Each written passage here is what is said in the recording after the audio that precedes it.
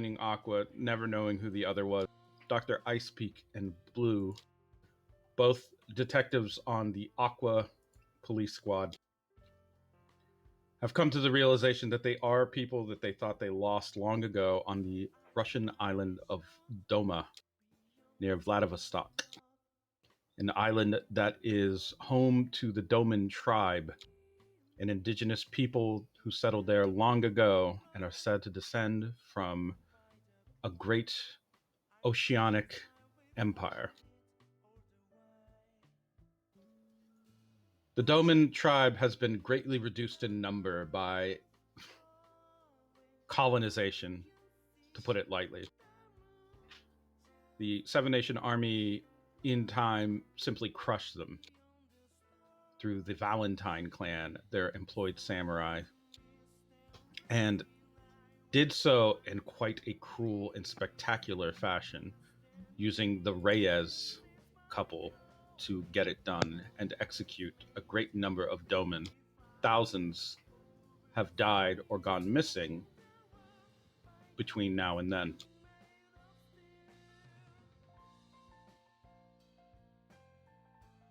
And just as they fight for one scrap of dignity from the people who have removed them from their ancestral lands and forced them to live on the fringes of their very island, it seems that their leader and wise man, Crosby, the Ripple Sage, is soon to be killed himself.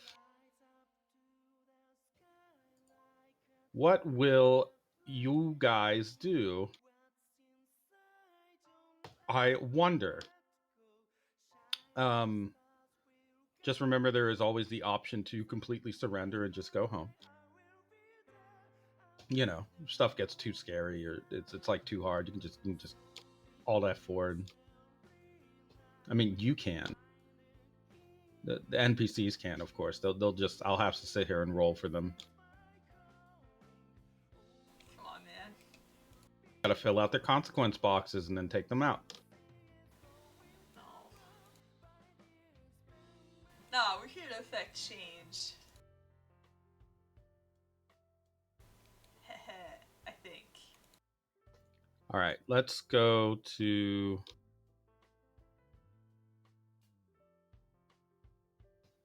the. There we go. Domon splash page.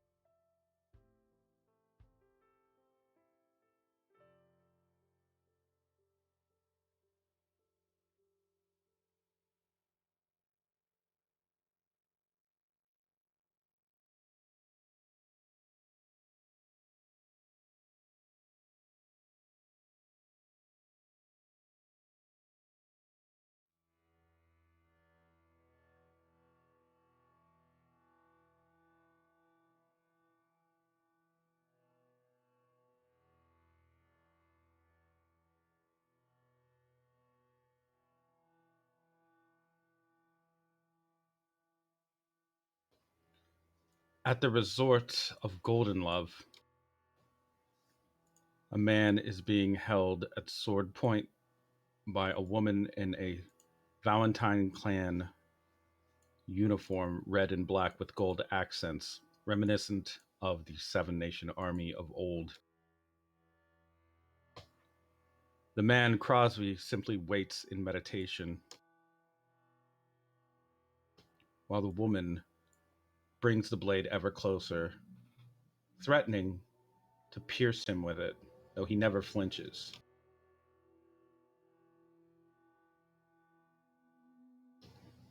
Once she sees that she cannot get a reaction from him, she shouts to her subordinates,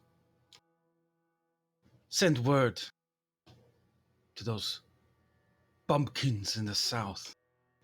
We have their leader.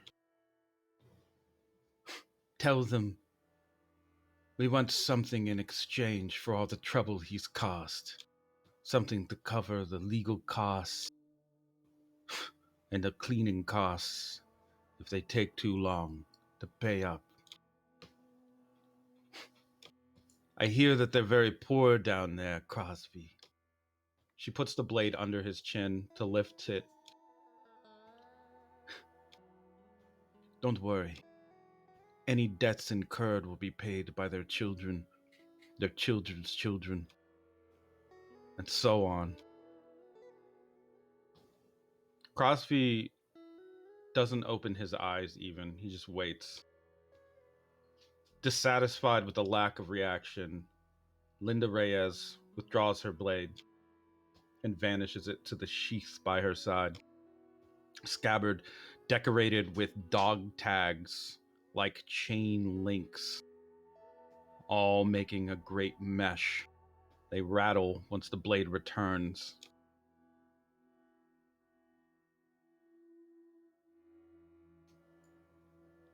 And it isn't long before all of you who are celebrating at Evanifi Village hear word. The people at Golden Love have Crosby. The drinking stops, the songs die down, and a great murmur goes up amongst the elders as to what they should do. Some question Crosby's wisdom in these matters. They say maybe he's gotten drunk, or maybe he's just gone mad from his years of isolating himself at his little village hut far away. Some say that it just is a trap, that Crosby might already be dead. All of them seem confused. There are murmurs among them as to whether or not this is part of the flow that Crosby always spoke of, that their ancestors seem to abide by as the way of life and fate and fortune. It couldn't be a coincidence, some think, that two children of Doma return at a time like this. And speaking of those children of Doma, Icepeake and Blue, you do obviously notice that the celebrations are dying down and the rumors are going around of, is this a precursor to the second massacre to occur? Are they just setting the stage for another swooping death blow to the Doman way of life, the Doman spirit?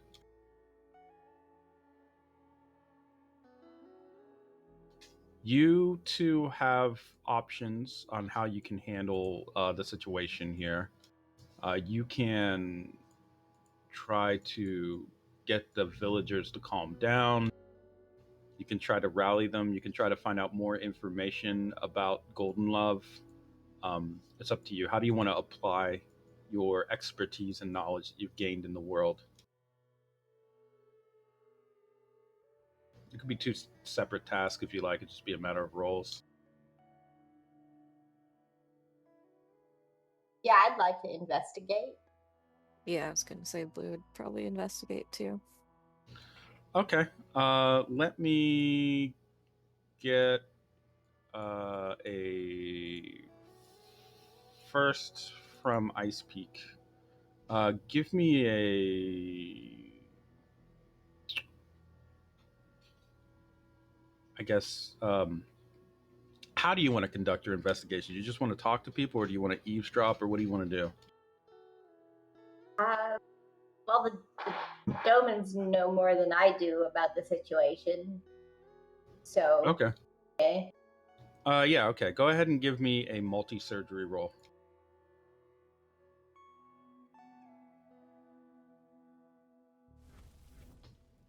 Okay, with a 2.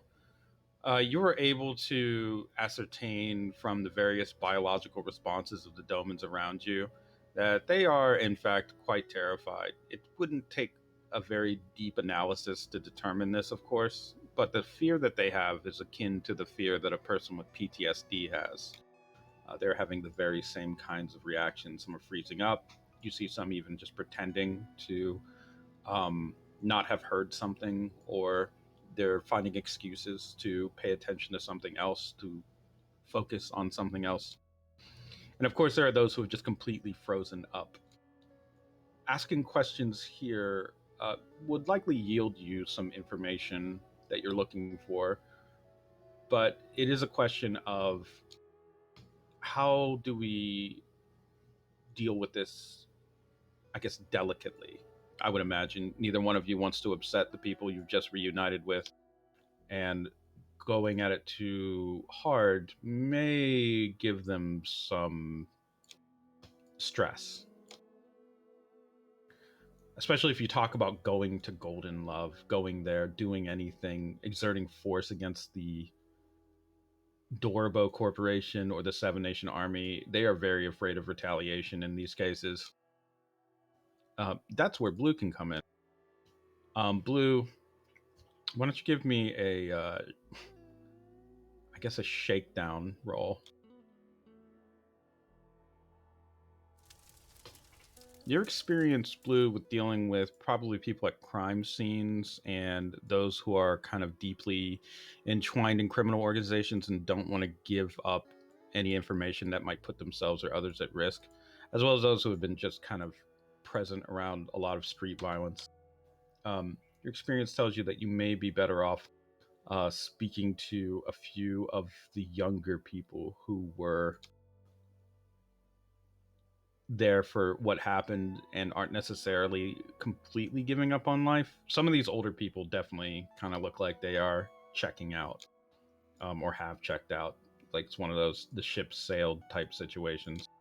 So I'd say with how you've learned to handle undercover investigations and who you know to question, people like Nyasha or around her age may be able to cooperate with you a little bit better than some of the older people, like Stalls, for example.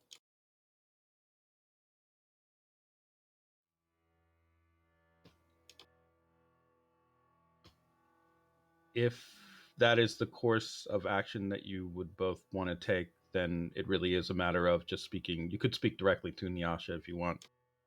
Um, Sound good? Yeah, I was even thinking of Nyasha before that, so maybe. She's probably the one brave enough to talk to us. Yeah. Exactly, yeah. Nyasha definitely looks angry, and you'll notice has stopped drinking. She seems to be actually having a cup of very strong tea brewed from the water lotuses that grow in some of the groves around the island. You know it, or maybe recognize the smell. It's a stimulant. Workers would sometimes drink it before going out to build for the day. And in rare cases, before a fight, the contestants would both enjoy a cup of this so that they could really get the most out of whatever their sparring match entailed. If you're looking for someone to talk to that maybe is more active and ready, Nyasha looks like she is getting ready for the fight of her life. How do you want to approach her?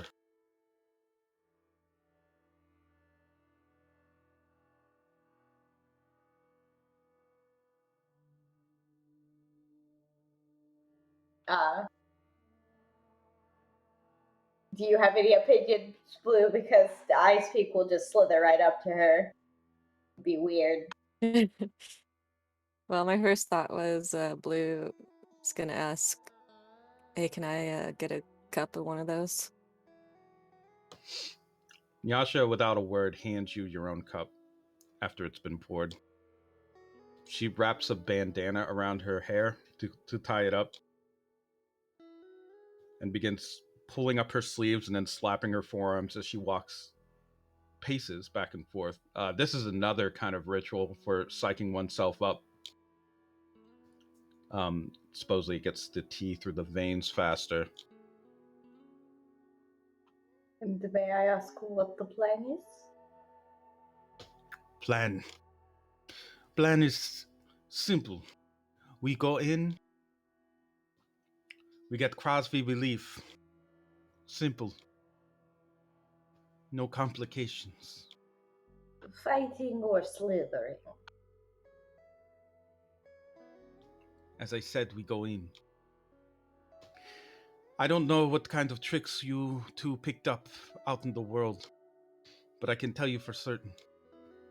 If they have Crosby and are holding him like this, then they are going to probably kill him.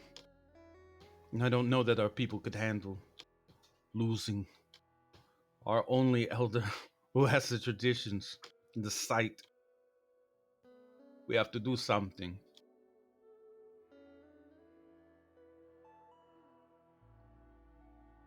Yes, of course.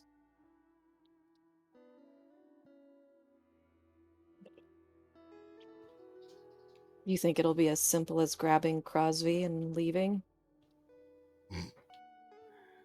No, I think it will likely be as simple as I get shot or stabbed because I spoke out of line to somebody, or she kicks a rock. More Domans get killed for no reason because they think we're holding something like a gun or a knife or a rock. They make an excuse, they execute us. We've been on death row since the day they came to our town and massacred us. We're just waiting one by one to get executed. These bastards. Well, our faces are not known, and we have different papers. We could slip in as tourists. That's true.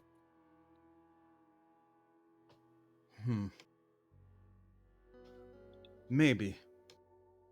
If you could get Crosby out, our people could smuggle him back to Evanifi and we could form some kind of plan. But it is not going to be easy. Yeah. On top of everybody else that is at Golden Love with their security, the Bee Gees are not normal people. There are rumors that they have powers, abilities.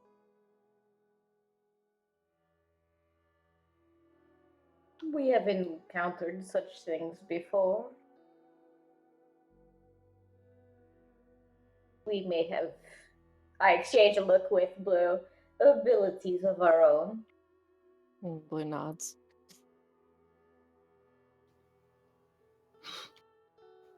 So I am to trust the future of the Domon tribe to two people who haven't been here for feels like a lifetime. It has been a lifetime, a whole new life. So any advice you have is I would be appreciated. Fair enough. The Golden Love facility is covered head to toe in cameras, and the automated bastards that Dorbo ships in to act as servants. Whatever Doman's work there will likely be sent home for the day or put elsewhere, so as not to try anything foolish to free Cosby. The Bee Gees work as trio you have seen. Together, they seem to be quite confident that they do not even need personal security. But in Golden Love, they are likely to have something there. It is, it is like a resort, I guess. It has kitchen, basement tunnel system, swimming pool, concert hall. There is one person inside of Golden Love who maybe be able to find a way to get Crosby out without anyone noticing, which would be Tina Shamanina, that traitorous bitch. I don't think she will help you. And if anything, she probably wants Crosby dead herself. The two of them haven't seen eye to eye in quite some time.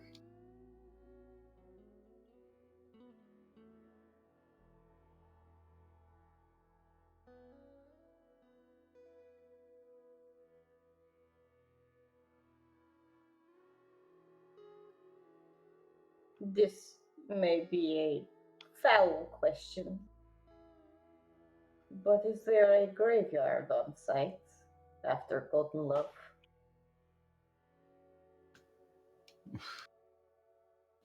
You think too highly of them. I do. There is not a trace of the dead. Everything was cleaned out. They didn't even allow us to recover the bodies that we couldn't drag away in the night. So, if you happen to find them, she starts to wipe her eyes with her sleeve. that she pulls down. They are likely buried under the sand traps and the waiting areas and wherever they put their golf carts. They are in the foundations, beneath the basement. They are buried somewhere, scattered. Bones of children and old people mixed together and formed with concrete. They are likely to be in the foundation of Golden Love itself.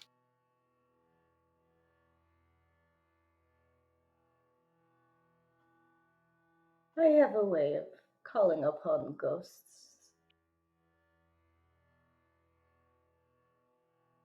I will see what I can do to return them, as in one form or another. She takes in a deep breath. Before you go, there is a good chance that many of us will not make it through whatever this next trial is.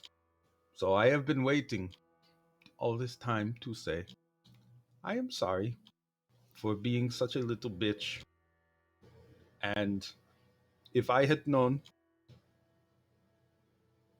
that everything would happen the way that it did, then I maybe would have been a bit nicer. Maybe.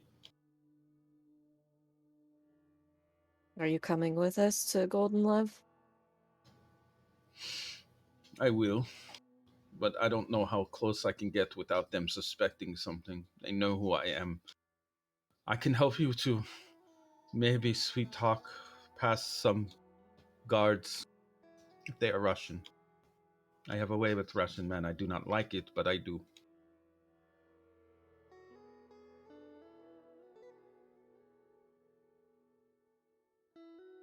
I could give you a new face, but not new paperwork. Nothing wrong with this one. She holds her own chin. You just let me do some talking and we'll see what happens. It is a very nice face. What about your friends? I will talk to them and they will make decision whether to come or not. Bohuff is a very small child. Child. Oh, speaking of child, the one that you arrested, Nicholas?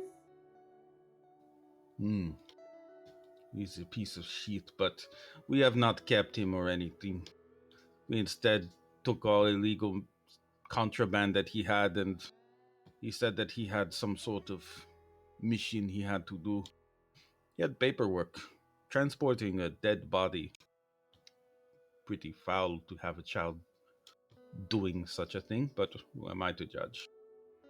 He is a very small, murderous being. I think he would enjoy dead body. That is not a insult, as I also move dead bodies, but that is his nature. He had a message for you, actually. What? He said that he will meet you on the shores of Broken Glass. That is good to know. He will be waiting there. That is all he would say before some rude string expletives, a lot of swears for a small child, and he left.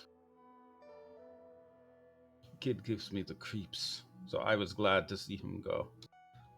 I assume you aren't too torn up. I doubt you adopted him or anything.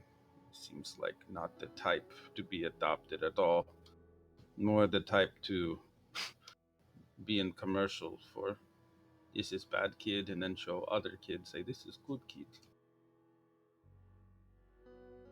I would if he let me, but he is not interested. He is walking advertisement for birth control. Well, it's a fish folk. I do not have such a problem. I will make ready to depart. Bring who you want, and I suppose I should talk to Styles.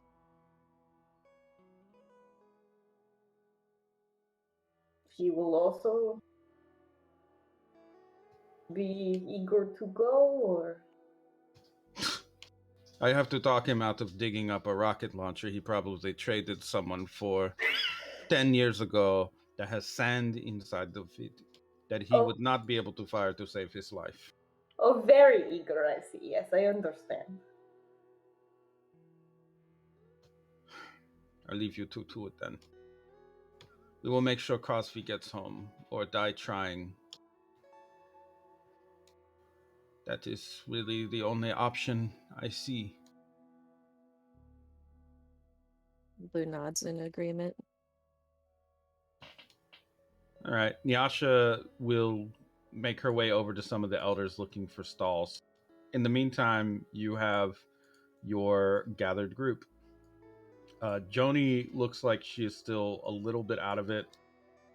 Kingfisher and Huff, since the news broke out about Crosby's capture, you have the option of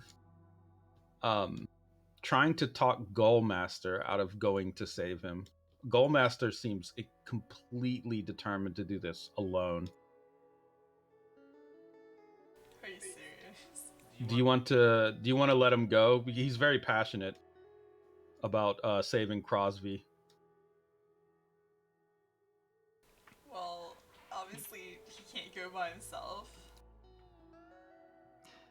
Yeah, I would say if he brings it up to Huff at all, Huff would very much be of the mind of like, what me and all my friends, we went and got KLP back from this guy named Michael, and he was really mean and he broke the iPad, but he also fixed it. And then whenever you got to go rescue the guy who's in charge, because they're the man. Unless you're gonna be the man, I want to be the man, so I'm here to learn how to be in charge.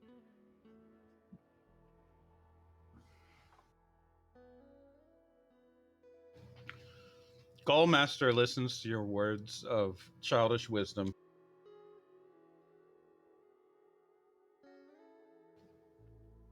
and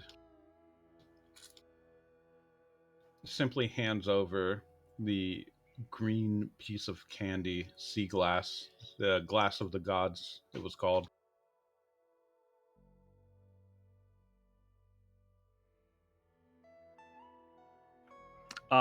Huff will very, very delicately take it, and just look at him and nod, and he'll look at Kingfisher and in just a very quick motion, snap it in half and give him the other half.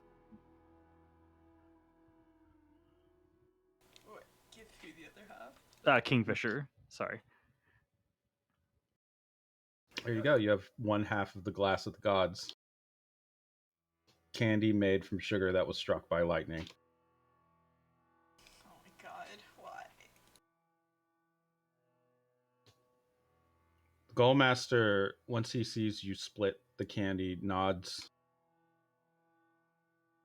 and then slowly floats up into the air, flapping his arms, and begins to just levitate away. Oh, wait, Fred, don't go. This was a gesture to show that great things can be done together. Oh yeah, I thought we were going with. Hey, Kingfisher, can you fly me up there? Kingfisher's just gonna try to... You know what? Yeah, he'll give Huff an alley-oop. Oh, I was gonna say, Huff is very taken by surprise. He expected it to be like a hop on my back, and then Kingfisher would also just flap his wings, and it's just something that they can do. But this is the unexpected outcome of what he asked for. Kingfisher doesn't think that deeply. As Gullmaster floats up, I guess Huff is being flung towards him. Yes. Huff, as you float up towards, or you fly up towards the Gull Master, you can see behind the holes in his mask the very human eyes, both blue. Um, it seems like time slows for a moment, and he speaks, perhaps in the least Gull Mastery way that he has thus far. It is always time to learn more when you are alive. I see now you have learned the way of the new world, a world to come, a world where gulls will be free to eat more than trash, but instead go back to ocean's blue and everlasting. Worry not, small student. Let the flow carry you elsewhere, not to follow Gullmaster, but to see where Gullmaster goes, for seagulls always fly near land. And with that, the Gullmaster actually ascends quite much. He's quite quick. He is very fast, actually, when he projects himself up. At this uh, proximity, before you're kind of blown away from him by a gust of air, you can actually see what look like wings of ripple energy. But it's different from what you maybe have normally seen. It's not quite the electrical zapping arc, but more this flow gently coming out from the arms underneath his arms. That just these, they look like expanding petals or leaves or feathers that he is actually using to push air down with and propel himself with. In other words, he's manifested these very strange energy wings that he's using to take off rather quickly, just like a gull would. Before you know it, he is just gone into the horizon, likely to chase after his master Crosby. Kingfisher's positioning himself to catch Huff. I was gonna say, yeah, as Huff starts to fall, he will probably puff himself up so that he can kind of like bouncy ball land. He's not sure that Kingfisher's gonna catch him. Oh no, that's So good. He's got a big hitbox now. yeah. So you catch this giant, like pool ball sized kid who just shrinks himself back down. Kingfisher will, after catching him, say, "Did you catch a glimpse of heaven?" What? No. He said that we gotta learn how to swim in with the new world and watch out because seagulls are close to land when they fly. Hmm. And then he grew wings and he flew away and he didn't teach me how to do that. And I want to know how to do that, so we gotta go find him. Perhaps it's too much wisdom for us right now, and we just simply don't understand. No, I think I could do it. He didn't say how. Like if you play a video game, you gotta know how the buttons work, because otherwise it's hard to play, and nobody teaches you how to play. They just keep beating you up. Ah. Well, let's go find the others. There is one last participant here, I guess, to consider, which is the Red Wolf of the Valley, the one who followed Blue here. Red Wolf of the Valley, one of the spirits of Jason and the valley itself, a land of eternal, well, not eternal, but champions. Those who fight day in and day out for both survival and supremacy. The valley is a vast and wide place, verdant, teeming with life, and as a wolf of the valley, it is your duty and task to find those who would be good fits for such an area. Those who are strong in spirit, or duplicitous, or clever, those who would get rid of quickly those morals that tell you not to kill others and instead put on quite a show, those who would prove that the fit do indeed survive, that strong do prevail. The only hierarchy being those who can over those who cannot. So the Red Wolf of the Valley, messenger of Jason, you have a few options yourself. You can choose to try and encourage others to take a violent path, or at least a more forceful and willful one.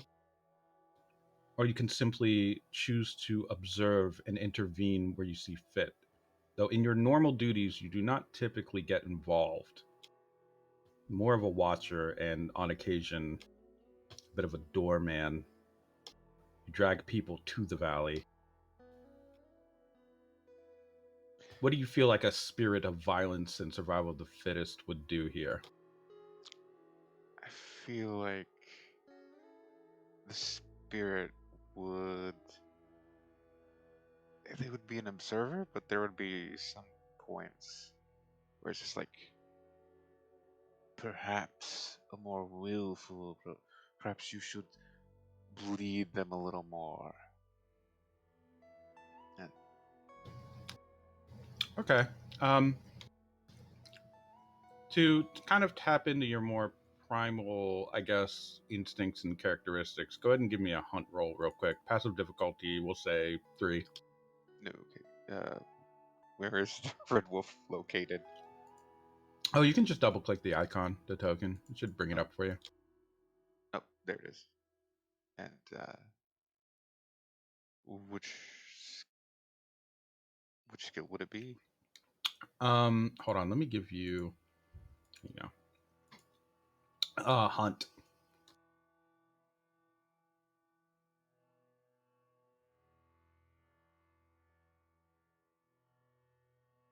Okay.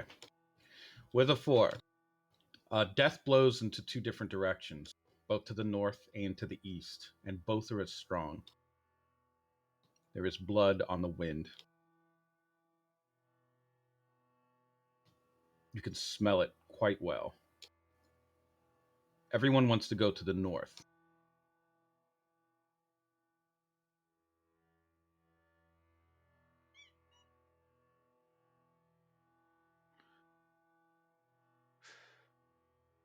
You said west? East. Oh, east. From the east and from the north.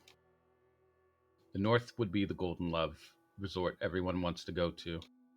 The east, you're not familiar with, but it does have the smell of old blood and new blood, which means it was probably a battlefield at some point. Perhaps one should travel to the east where everything connects to find what you truly desire.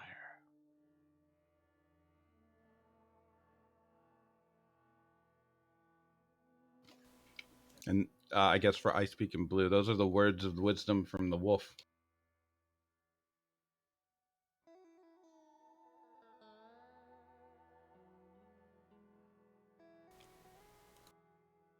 I mean, uh,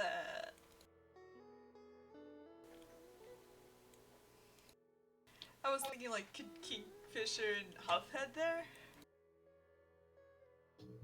I mean, I suppose, but Yeah, did we see Goldmaster go that way, or did he fly north? he flew north. I'll say Icepeake. You can give me a brain trust roll.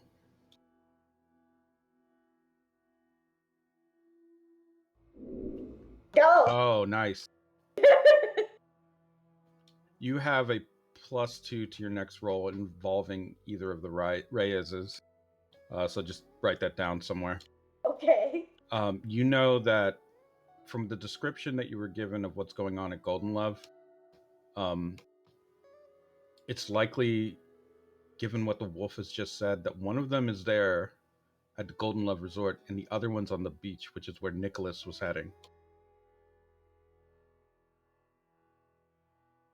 Since your mission here is to deliver the body of Elder Reyes to Don Reyes, and Nicholas mentioned transporting a body, it's likely that Don Reyes will be on the beach and Linda Reyes is at the Golden Love Resort. I will bring the group together and explain this to them, that if we are going to want to, it seems that there will be a time where we either rescue or we fight. I would prefer to rescue, but then put all our friends in danger. We might consider to split up. Oh, also, Joni, drink this, and I will give her the caffeine tea. The one that Nyasha had. Sure, she drinks it, no question.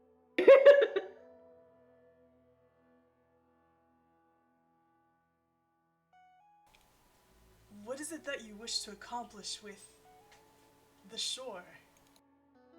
The one that's going to be there? I look around me for a moment to make sure we're alone. Is Nyasha there? No, she's still busy talking to Stalls. I am unsure if this place is bugged, but I will have to risk it. We were here originally to take the Reyes' hand for getting past bioscanners.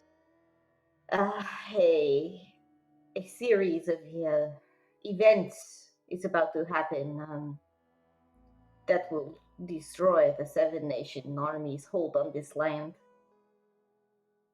If we are successful, if we are not, those people cannot do their jobs properly.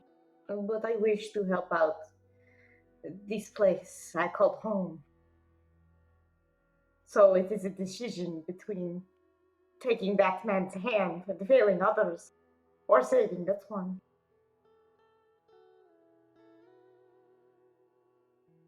So, it would be helpful to get the hand of this one receiving a body? Correct. I would like to pause and take the metal compass thing that I drew out of my body at one point. The memory. Yeah. If you wish to, whoever wishes to go to that beach, they will be able to find that person. This will be drawn to them. Like a compass.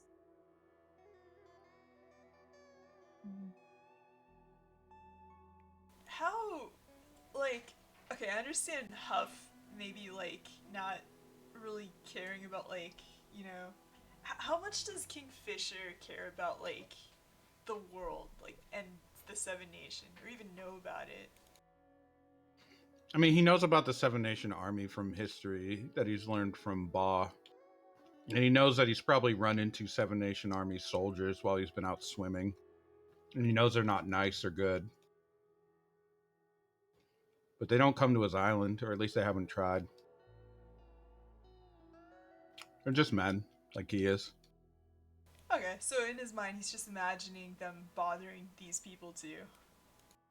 Yeah, probably. I think we need to rescue. It's the most pressing, after all. And it's the right thing to do.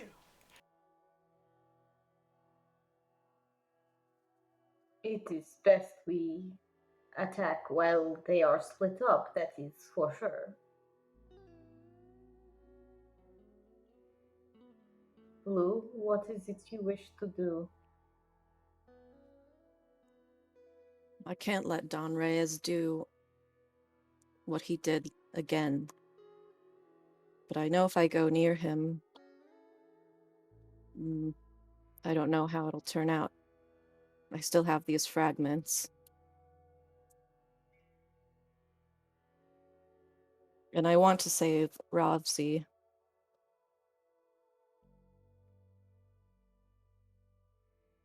Mm.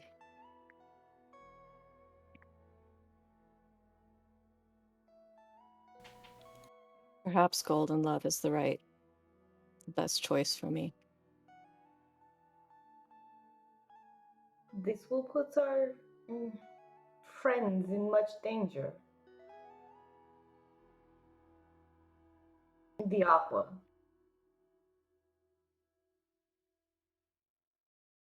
Well, Well, they are doing the assassination. Their mission would be put in danger if they were not able to gain proper access, I would suppose. Though I do not know the entire plans of Mr. Leroy without the body parts. you're right. Mm. Are we splitting up, or are we all choosing one target? I do not wish you to go into danger alone, my little life. Mm. I suppose we should save Crosby first, then take what we can to the beach. But Nicholas may not be patient.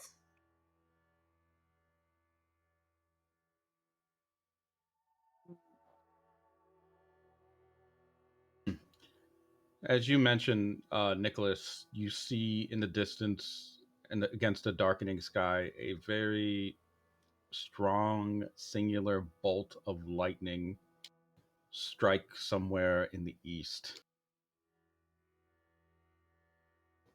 Clearly, a line drawn through the sky right to that location. So something is happening there.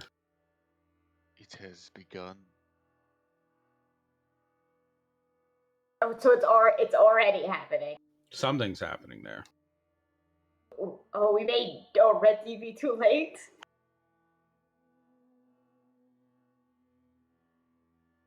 Mm.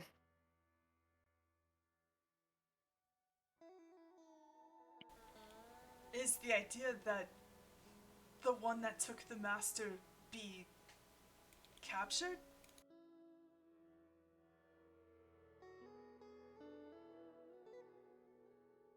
I don't understand. He's asking if they're going to capture Linda.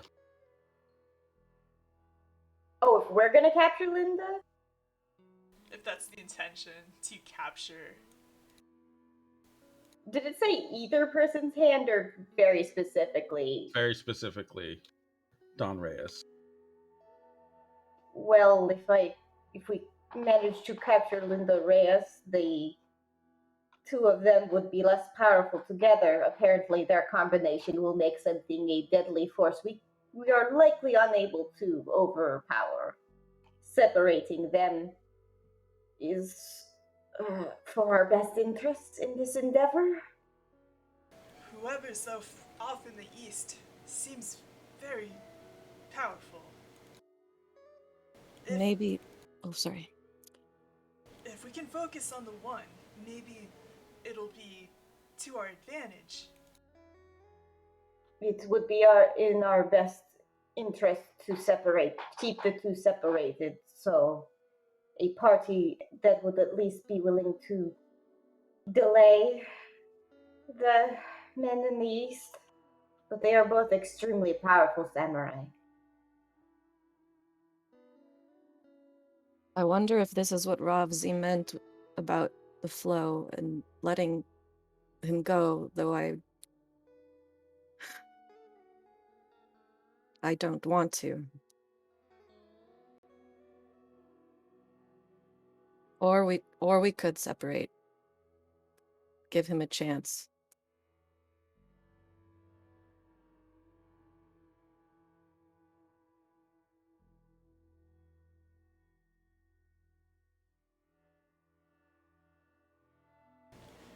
I don't understand what's going on with the one in the east and this body, but I do know that Huff and I want to go save the master.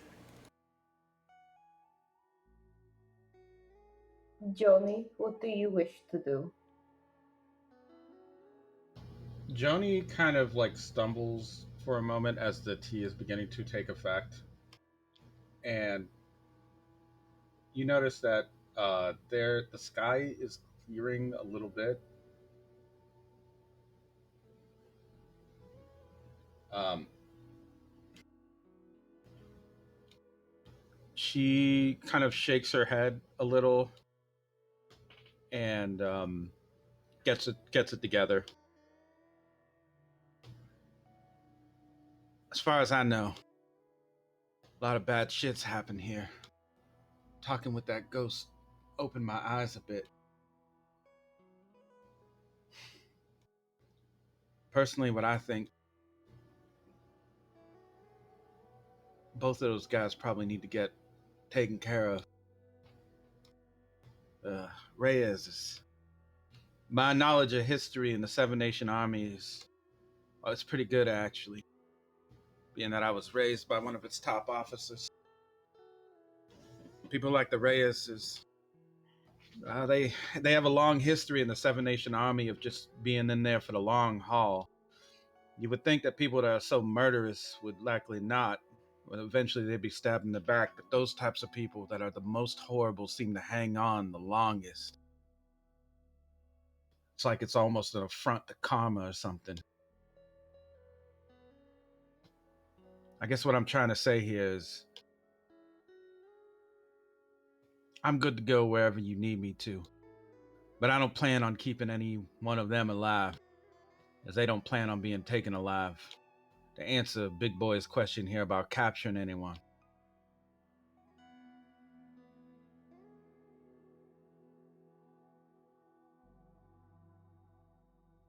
Agreed, they must both die.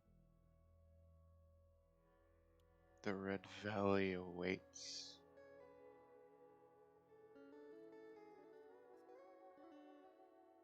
so now you guys have to decide where you want to go. We could spend hours and hours discussing the pros and cons of either one, but um, it seems that something is brewing in the east along the shore, and there is the Golden Love problem. Both are tricky to deal with, but one in particular will likely have the most resistance and people there. Whereas, as far as anyone knows about the Reyeses, they don't travel with crews like normal samurai do. They're usually solo operators or a partner pair.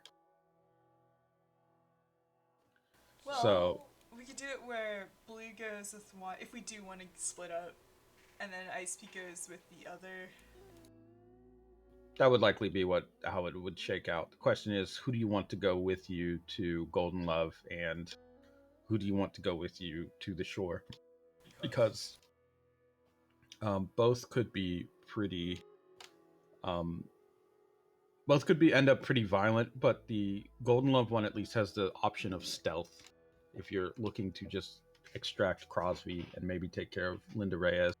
My instincts say take Joni to Golden Love and probably Blue, because that is more like a finesse kind of thing potentially.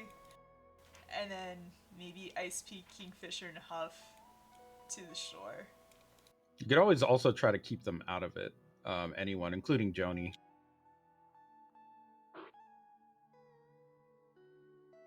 What do you guys think?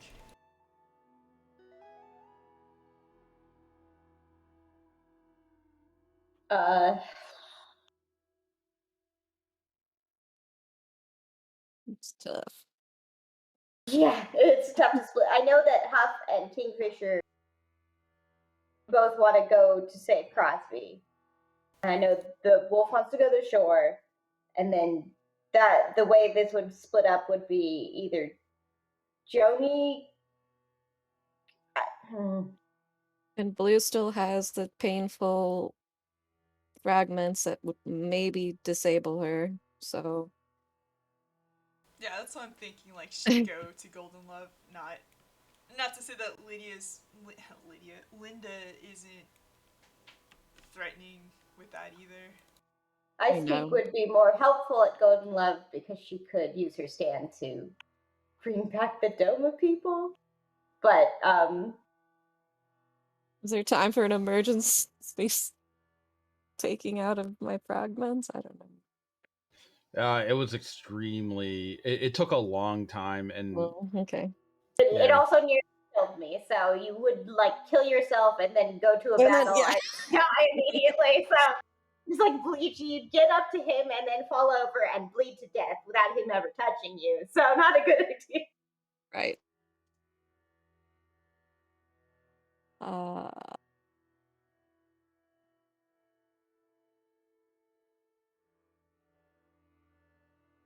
well, I Yeah. guess. No, that's my vote. Nyasha, Blue, Joni go to Golden Love. Everyone else, East.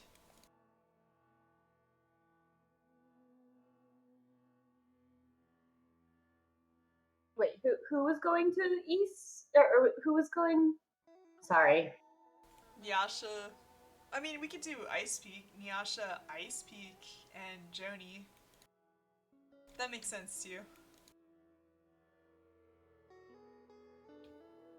well, however you want to set up the parties. Um, Oh, no, he's not projecting. oh, am I not projecting? Sorry. Oh, now you are. However you want to set up the parties, just remember there's likely to be more opposition at Golden Love, like numerically more. So you may want to have more people there, or it depends on how you want to go in. You may want to try to do it quietly and stealthily, which would require less. At the shore on the beach of glass, it's really you don't know what's there. You do know that it's not like a heavily fortified area or anything. There's not like there's any military outposts or uh, Dorobo structures around that area. It's mostly just left untouched.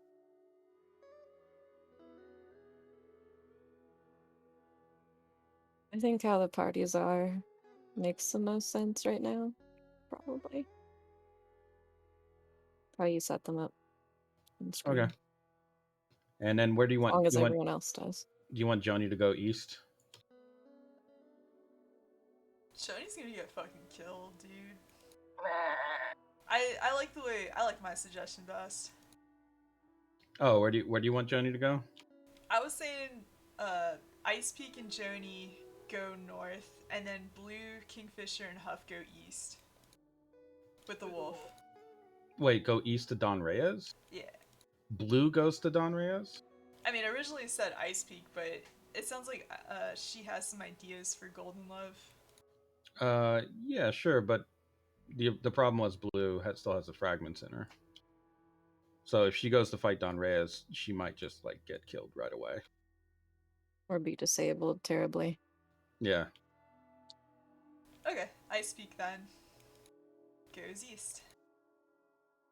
And I still think Kingfisher and Huff should go with her, and then Joni go to Golden Love. So Icepeake and the Wolf. And Kingfisher and Huff. Well, Kingfisher and Huff want to save. Yeah, they want to save Crosby. They're not leaving. They're going to Golden Love. They're not. They do. They're not going to go east. But they can be convinced that with the seagull guy going there and everyone else on it, like, you're contributing. It's fine. I guess I would personally want to have Huff anywhere near Don Reyes. He definitely doesn't have a problem killing children at all, and he definitely almost killed Icepeake and Blue as children. Like he he just didn't have a problem putting his sword right through them. Man, I just don't want to separate Kingfisher and Huff. Alright, I'll put Kingfisher heading No. east. They are both going to Golden Love because, again, their motivations. They don't give a shit about. Yeah, Huff knows. Huff is a child and is probably currently on his like tablet playing games. And if Kingfisher goes somewhere, he'll just follow him as he's the adult. Fairly.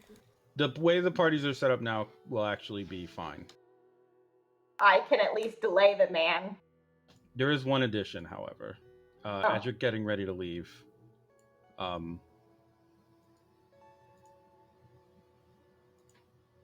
Stalls approaches you, Icepeake.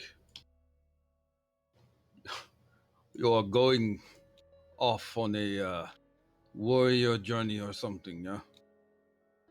The Reyes have been split, and I must delay one from returning to the other. Well, the others undergo rescue. Ah, stalls help. Stalls will stall. Stalls will stall. You know good clowning when you see it, and that is good clowning. I secretly like good clowning, but everyone think I am very serious. They are fools, which is what stalls is, so I will not look down on them. Come on then, we get supplies, we go, we take care of murderous psychopath, we come home, we eat some stew, oh, shrimp boil, or salt cane. I want one or other.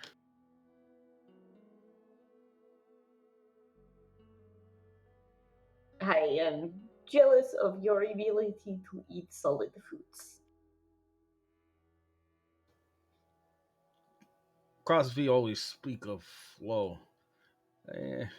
Personally, I never buy much into it. I like the water. I like waves. But right now, I think I feel what Crosby talks about, the flow. I feel this is right.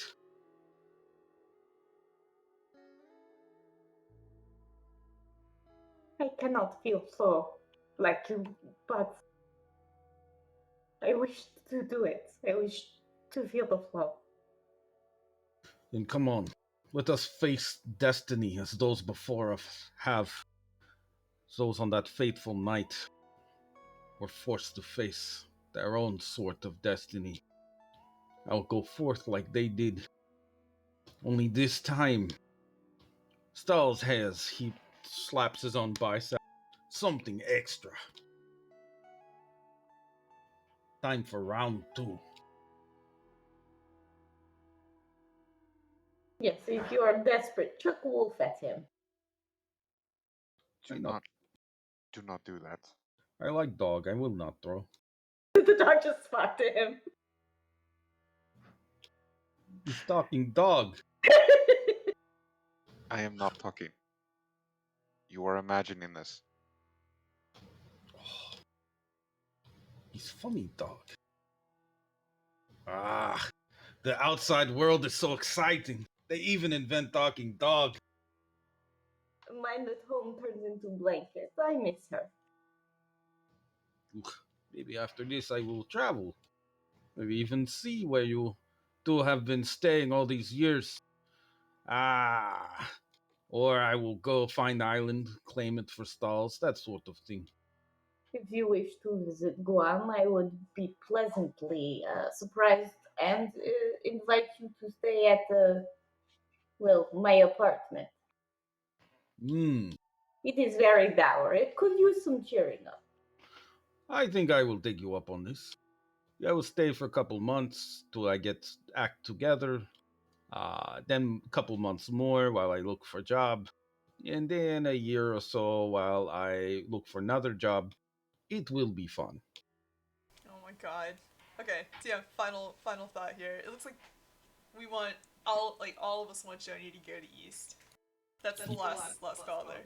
You all want Joni to go east? Yeah, I really don't want Icepeake to just basically be her a very neutral, bloodthirsty Jason Wolf, for God's sake. And fucking Stalls, she's gonna die. She needs Joni. Dude, this is JoJo. This isn't fucking it's not like modern warfare. This Some is sometimes not Warhammer. yeah, sometimes the craziest option is the one you want to go with narratively. Think of it that way. But she was tasked with Protecting Joni. watching over. She was tasked with making sure Joni doesn't do anything stupid and stay in Russia. She wasn't tasked with being Joni's babysitter.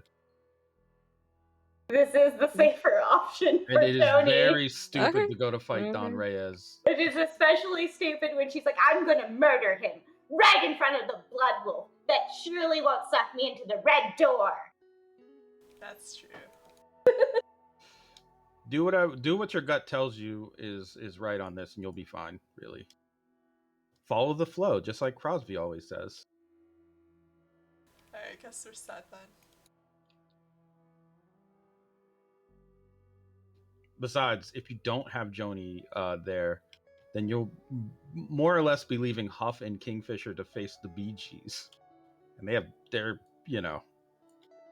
so it's really a matter of dealing with them and Linda Reyes. We have Blue. Do you think the Bee Gees are? Do you think Linda Reyes and the Bee Gees are going to wait for you to finish one or the other before they like make a move? That's a I'm not. question you have to consider when you're talking about stand users and samurai. Yeah, if the Bee Gees are all stand users, I'm not even sure Nyasha can even see the stands. Yeah, you don't know what her capabilities are. She doesn't seem to be Ripple trained though. She just has a gun. Yeah, this is just a gun. So if you take her to Crosby, he might be able to baptize her before he rips. Oh man. Alright, let's do this. Do you want to go? You want to split up the parties like this? Then this is fine. Old man and dog and Icepeake to the water.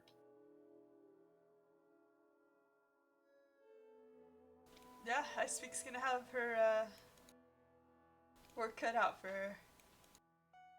Got this, Dr. Icepeake. Mm-hmm. He's just a crotchety old guy with a sword, that's all. Haha. She's just happy Matcha is not going to the deadly shores. Trying to have a PTSD moment when confronting him and all that, you know. Yeah, it's fine. It'll be fine. Okay, we'll handle this sort of both at the same time to see how you guys do on where you're going.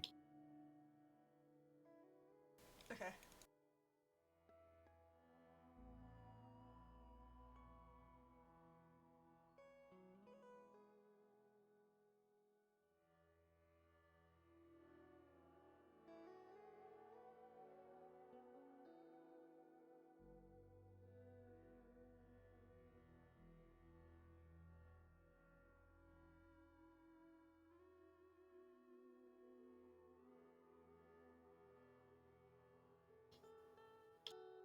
So generally, we're going to use these little blocks to keep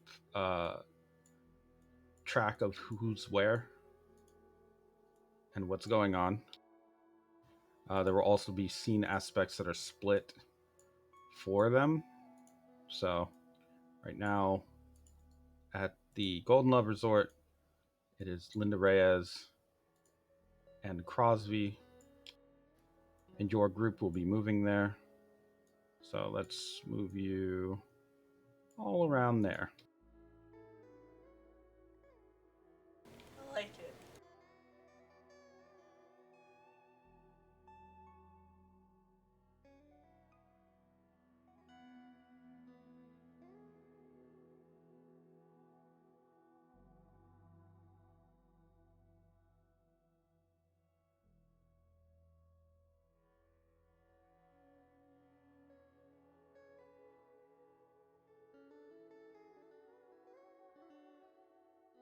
Shrink those icons down.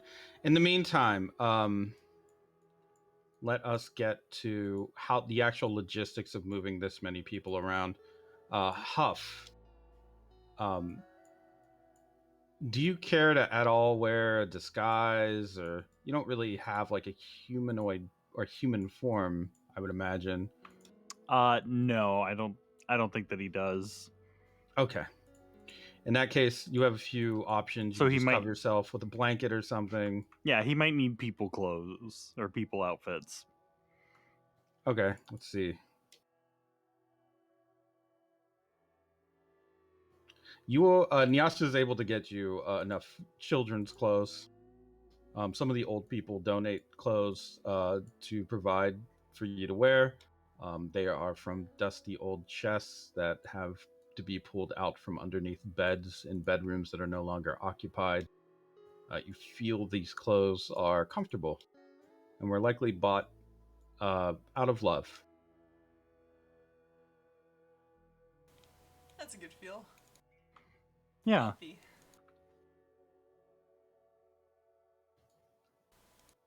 Um, Blue, give me a piercing gaze check.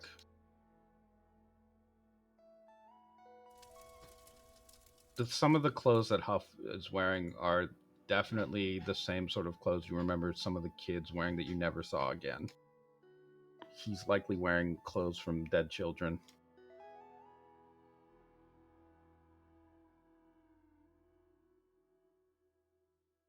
Would you mention it to him, or are you just going to let that one slide? Is he convincing enough? I guess. Sort of. If you don't look too closely, he just looks like a kid with a very chubby face, and maybe dirt on it, maybe like a dirty chubby face.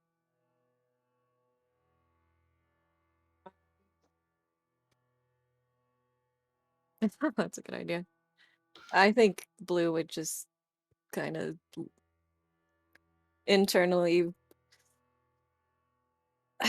be sad, but just ever forward, I guess, with this whole thing. So she wouldn't say anything. There is one detail that's a little off. He's wearing his hat a little too high. It doesn't look like what the Domon children usually wear. Which is like they usually pull their like little beanies like down to their eyes or sometimes over their eyes. Am I able to pull the hat down, or is his head too? No, you can pull it down over his head. He's probably got a squishy head. Yeah, I was gonna say there's room for it to grow when he like huffs and puffs, so you can adjust it. Yeah, like, hey, Heffa, let me help you here for a sec. Well, and yeah, you just Mhm. kind of slip it on and around. Yeah.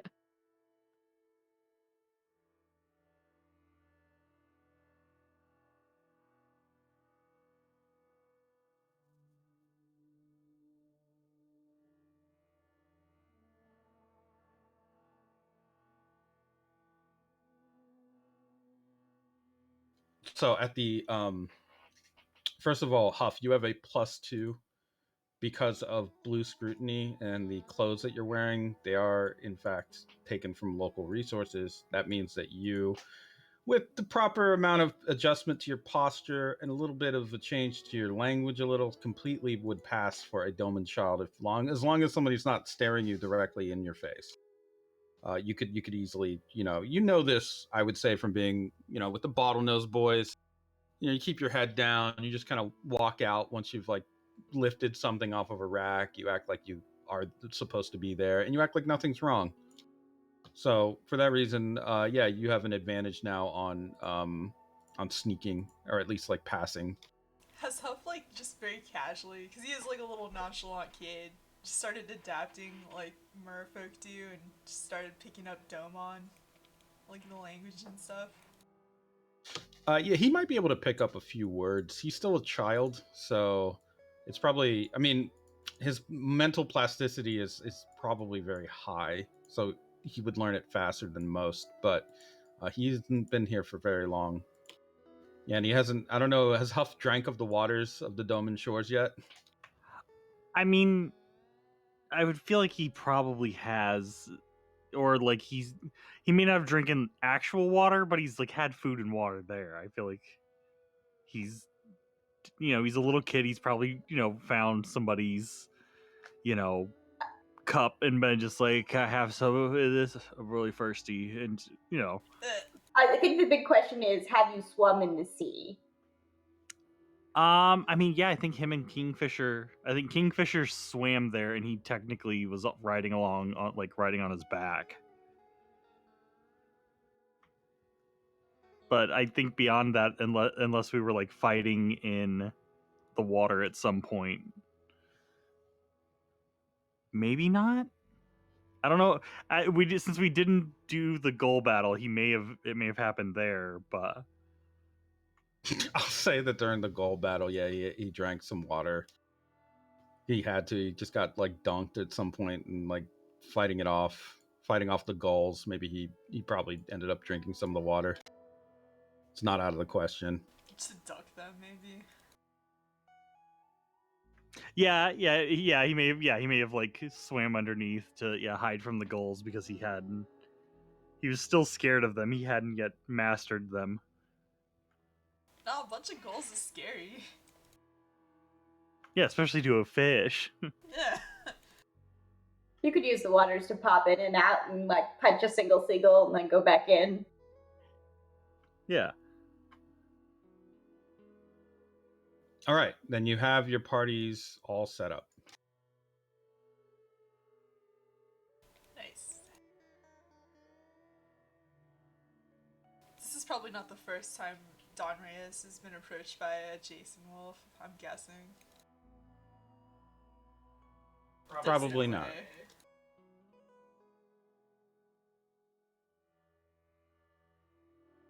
He knows what they are.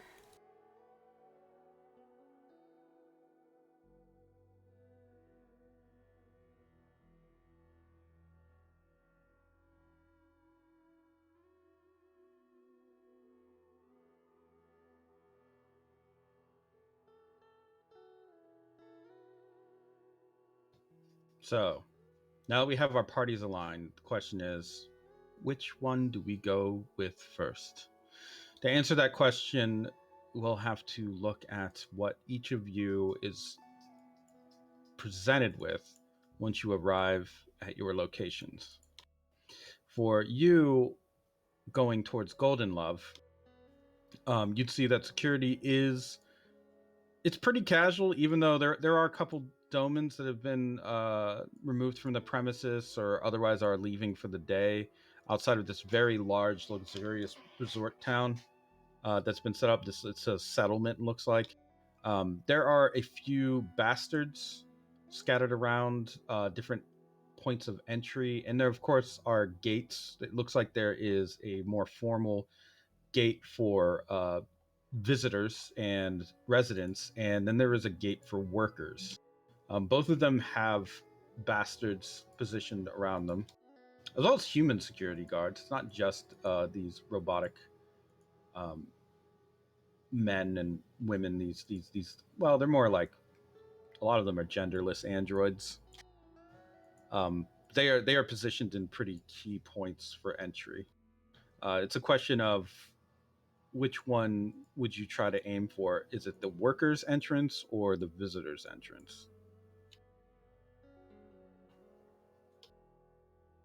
Well, I'm imagining Blue is using her disguise um, as a journalist. This is the idea I had. So Okay.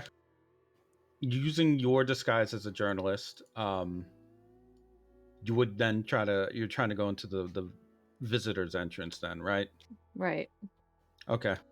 And I was going to ask, is it too much to ask if she can morph her appearance a little bit? She could probably alter her, like the structure of her face, her voice, even length of her hair. Nothing like radical, but Yeah, like her hair without more color preparation. Yeah, you could and probably change clothing some of that. choices. Yeah. Yeah, like a general disguise. Yeah. Sure. What are you disguising yourself? You're just disguising yourself up as like what kind of journalist? Is it like a fashion journalist or like an investigative reporter? No, it's exactly what Icepeake says. Like Pretending to review the giving resort. giving her like writing a review on the resort. Okay. Um, as you're making your way to the gate, there are a few security guards who are Russian who would stop to question your group. First of all, has Kingfisher put on a shirt?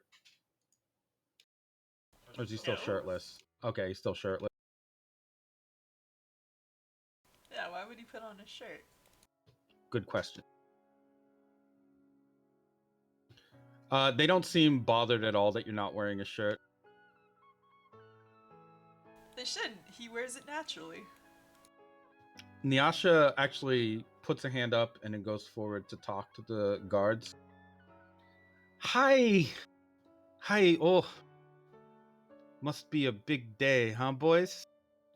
Say, I happened to run into someone who was doing a couple photographs around the beach, and I had to take them away from Evanifi because it doesn't look so nice. But they wanted to do a full tour of Golden Love, and they promised to do a pretty good write-up on what it's like to live here for Adorable.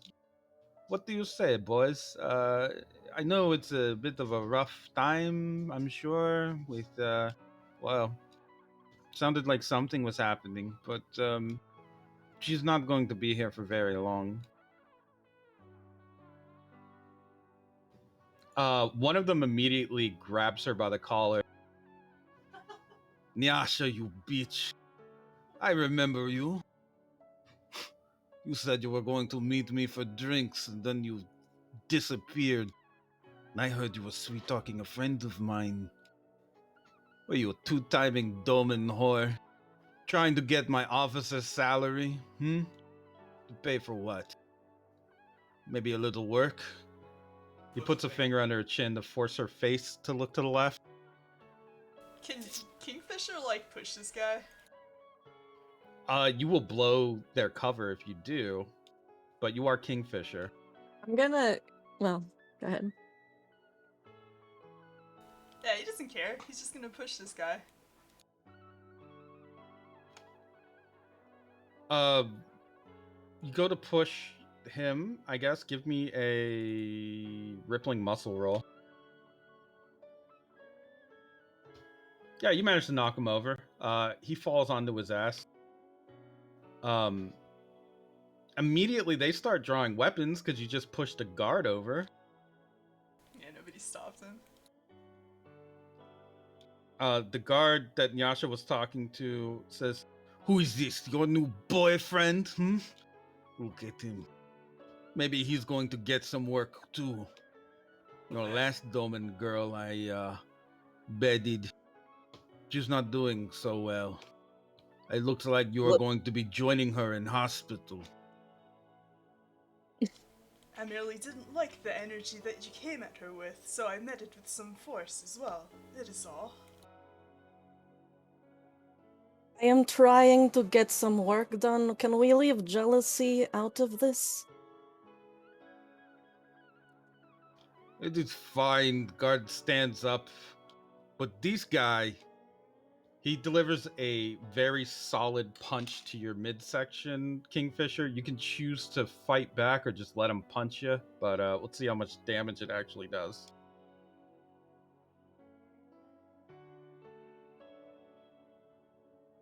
Zero damage.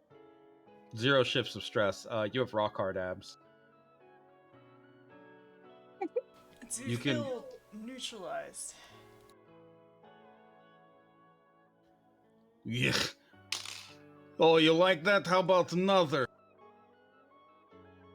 I did not want my first notes of this place to be negative, but He goes to punch Kingfisher again and stops. Oh. Right. Whatever. You learned lesson. Keep hands off guards. Island boy. You look like Savage, like Tarzan. You get rowdy, these tourists, they drink, they want fight. I give them fight.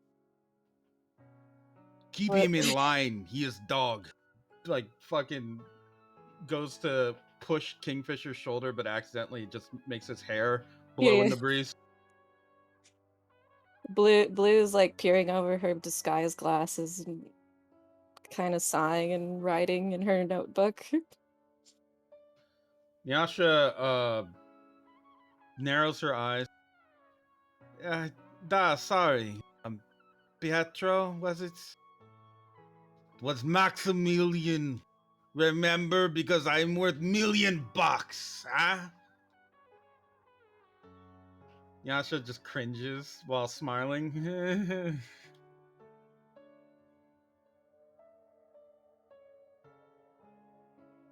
Take friends, go in, no trouble. And there is kid salad bar if this little boy is hungry. Motions to Huff. He Uh, looks like he could use meal. I was gonna say Huff looks to like Kingfisher and Blue for like, can I? Blue will nod, kind of gesture forward. Go, go. Yeah, as far as his tiny little legs will carry him, he runs as fast as he can.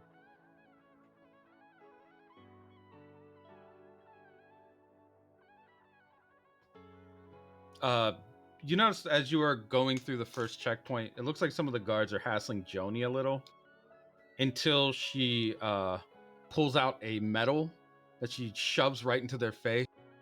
See this? Seven Nation Army, daughter of a decorated officer. Hands off, creep. Next time, it's going right into your digestive tract. And she almost shoves one of them over. The others just kind of catch that guy. And then you hear one of them muttering, Jesus, that is daughter of Halloween Jack. She's fucking scary.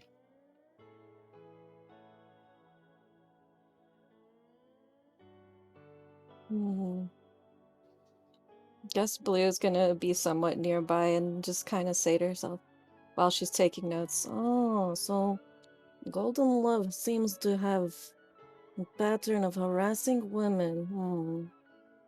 Nyasha nods her head as you're walking. Yes, write that down. Fucking dogs.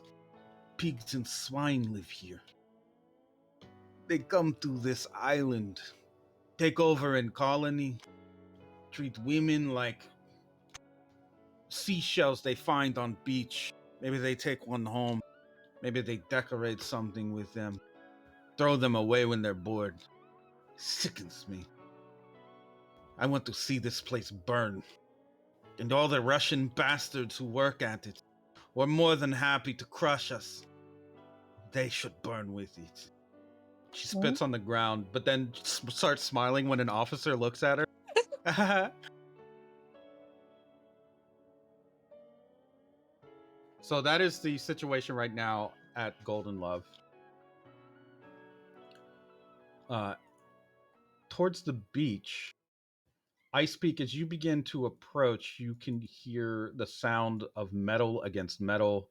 Um, Stalls has pulled his truck up towards a hill overlooking the beach of glass. You can hear another loud strike, almost like lightning. How do you want to approach this? You can't really make out what's happening yet. You can sneak in or just kind of make your presence known or whatever you want. What would you prefer to do here?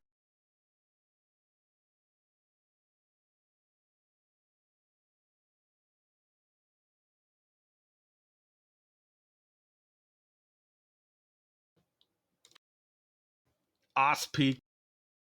Me. Oh, I'm sorry. It's a beach, right? It is, the beach of glass. When in your childhood, it was a place where there was colorful debris that would gather at the shore. It seemed like it was almost attracted to this one particular cove on the east, just called the Beach of Glass. This is supposedly where the glass of the gods was found.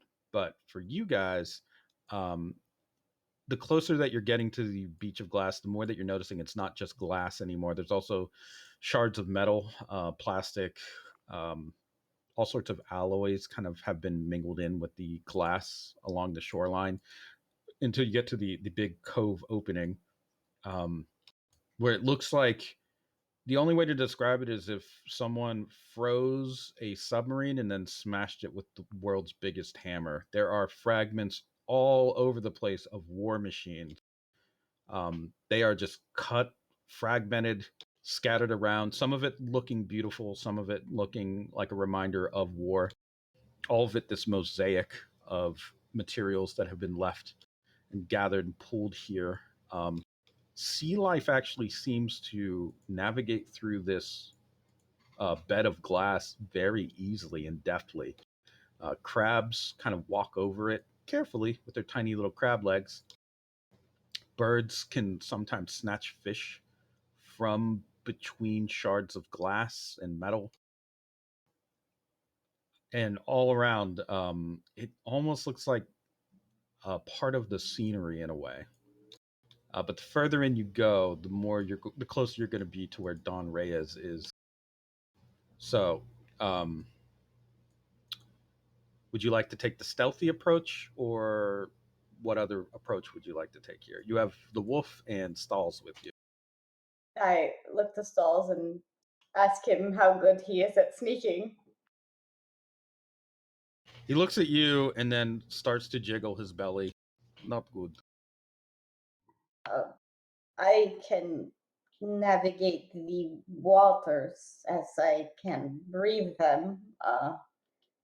If he's doubtful not on the in the waters, so I do not think I could sneak up on him in that fashion. Uh, Ah, you do not want golden water. nope. Here at beach, you'll be shred to ribbons. Nobody can swim through that.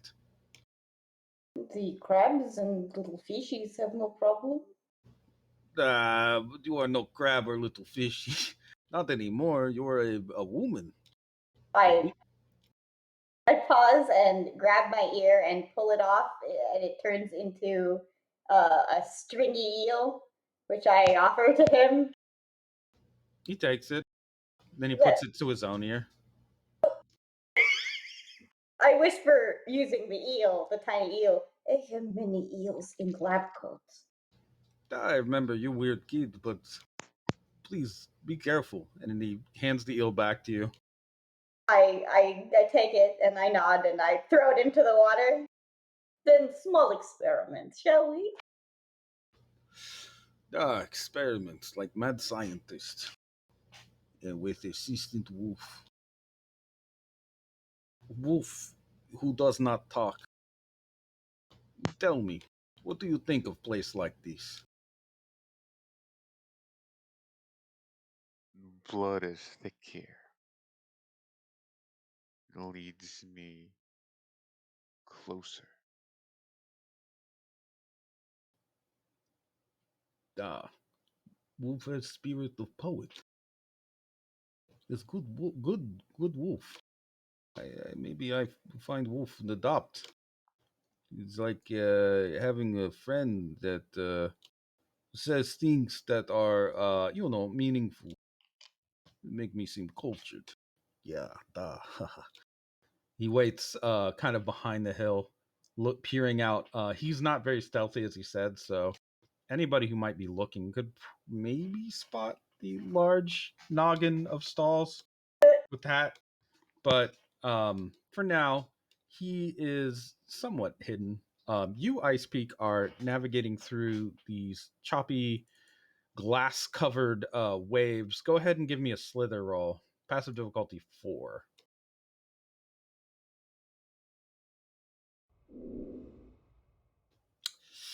You want to fate point it?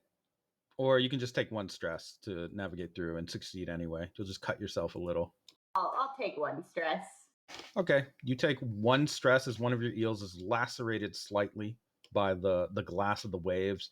What Stoltz was saying does ring true. This is very deadly. If you were to try to come through here with your whole body in one piece, you'd be in a lot of trouble. The waves are not just covered in glass shards.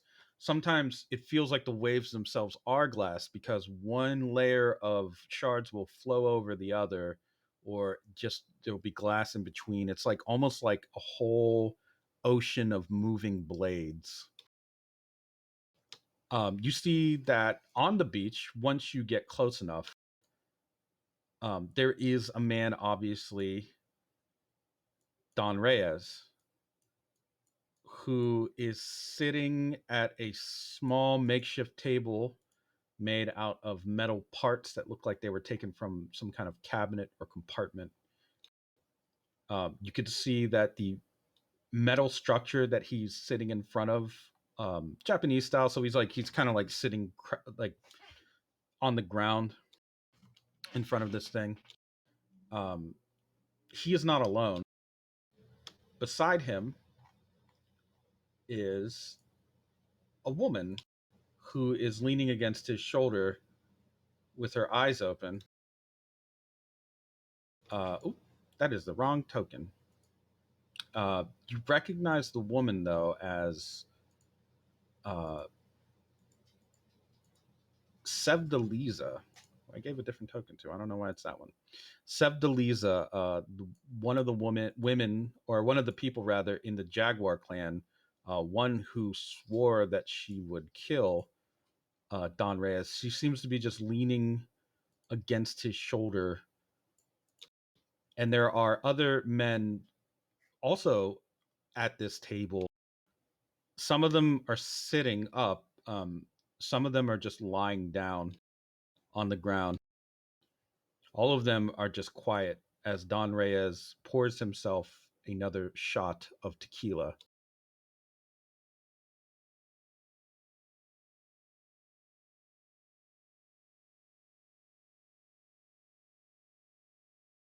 So it looks like he is not alone, but it's hard to tell exactly what this scene is. Um, what do you want to do? Oh, I tell Stalls what I have seen. I don't think I personally met them. Except Delisa? No, I didn't. I wasn't there. Yeah. Well, Icepeake wasn't there because I was playing Yeah, right. Samurai. So, but I'm sure I was told about that afterward. Likely so. So I'll say he is not alone. It looks like some of his family is there with him. Of the Jaguar clan. I did not know they got along. I'd just like to listen in for a while. Okay, if you're going to listen, you'll see Don Reyes is not talking much. He has a sword next to him that looks like it's made of. It's familiar to you. It looks like a sword that has been broken and recomposed, fragmented, jagged, sitting next to him on the ground. He takes one drink of tequila, swallows it down, and then nods at the sunset in the distance. Today, today is the day I become king. Finally, it's happening, sister. All of the work, all of the death comes to this, and you get to be here to see it. It's beautiful. My nephew would have loved it. He kind of lays his head down against his sister's head and looks off into the sunset.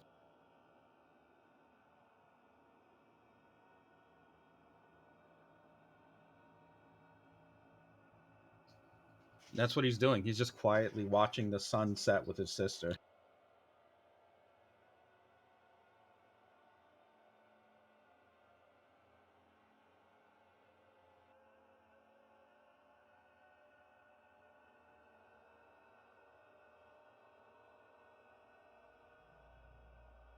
What do you want to do, Icepeake?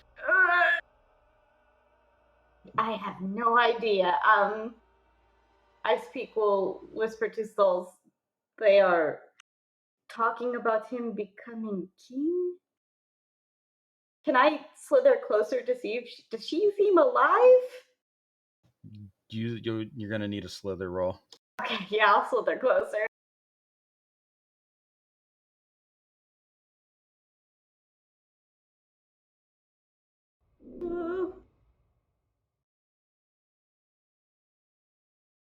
He's going to invoke that he is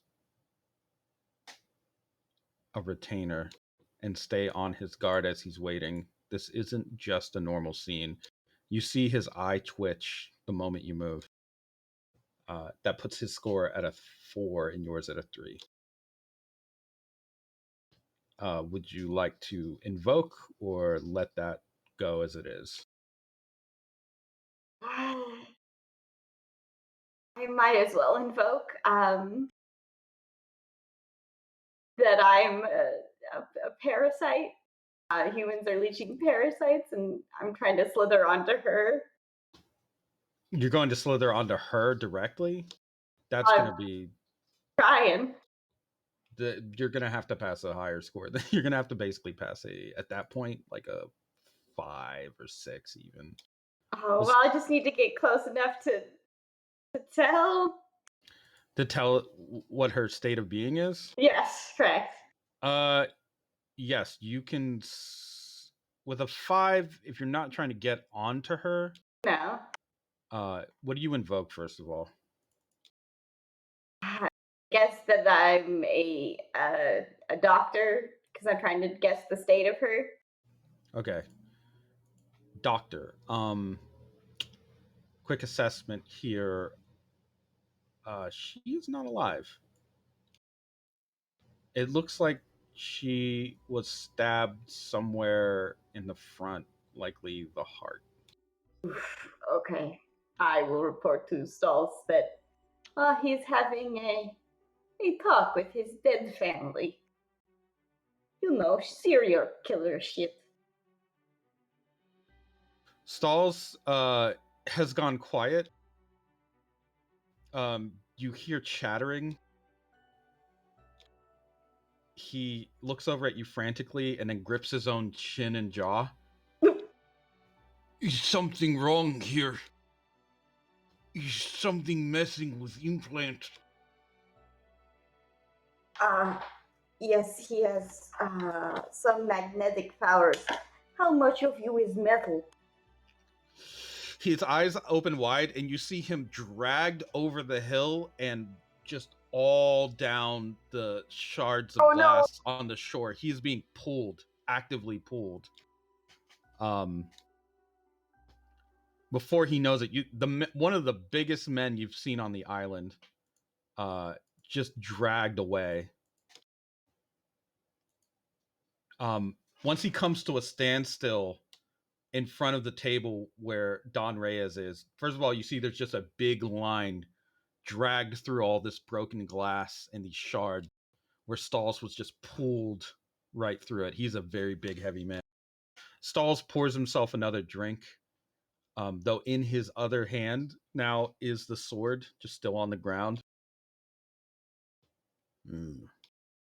Loco. You here to eavesdrop? Fat man, are you alone? He looks out towards the skyline, into the hills. Where are your friends? I will now appear on the. We're on like a cliff, or Okay. Yeah, I will make a power pose. It is just me. Hello. He looks up at you and nods his head. So, you have followed me all the way here, then? Back home, is it? Back home. I see that I was not alone in such endeavor. He gently puts Sevdelisa down on the ground, away from him, then stands up away from the table.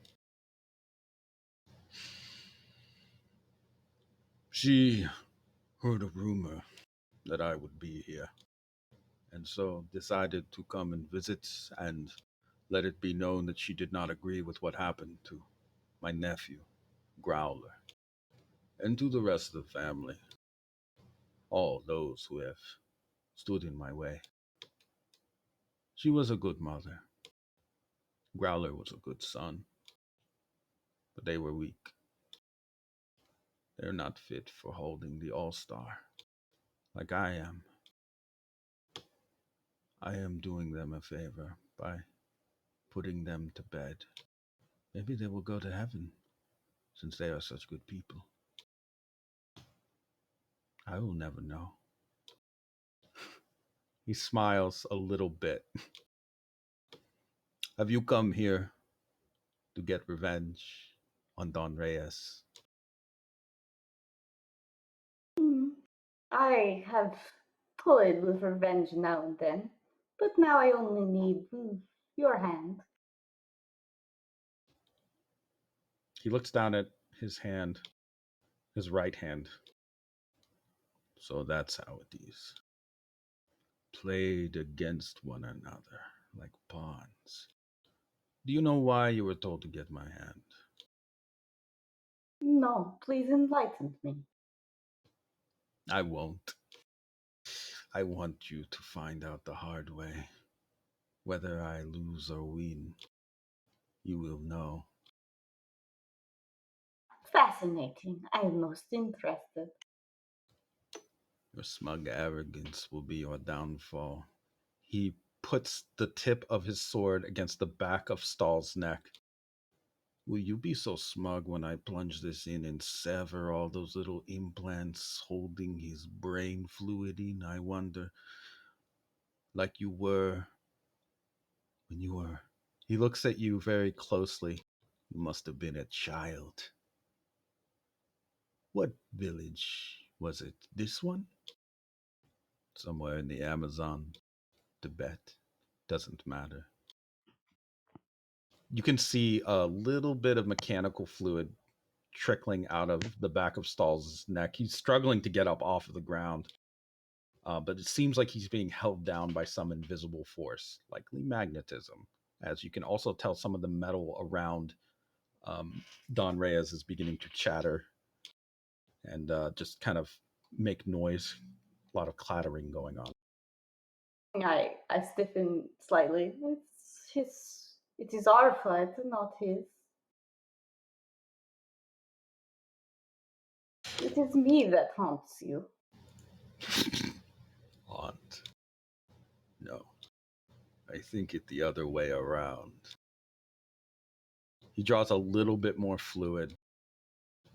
Be honest with yourself. You haven't lived a single day since that massacre, whatever it was, whenever it was. You haven't been able to live a life without fearing me in every nightmare you've ever had. He pushes the blade in a little bit deeper, and you can hear sparks now and gears being just jammed from some of his Stahl's spinal implants.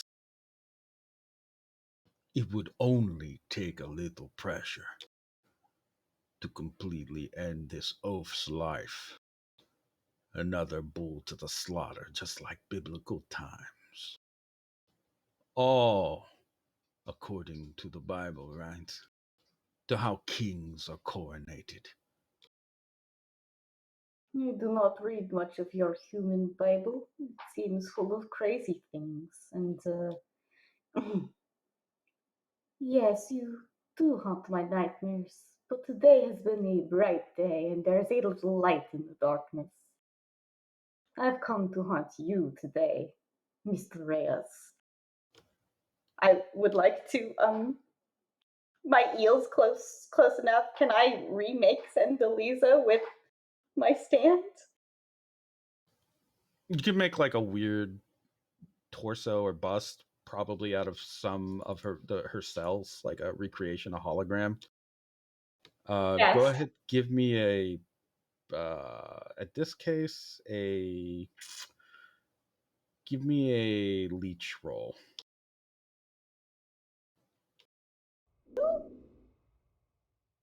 I'll pay more if I got to, fate points. But it is my stand power.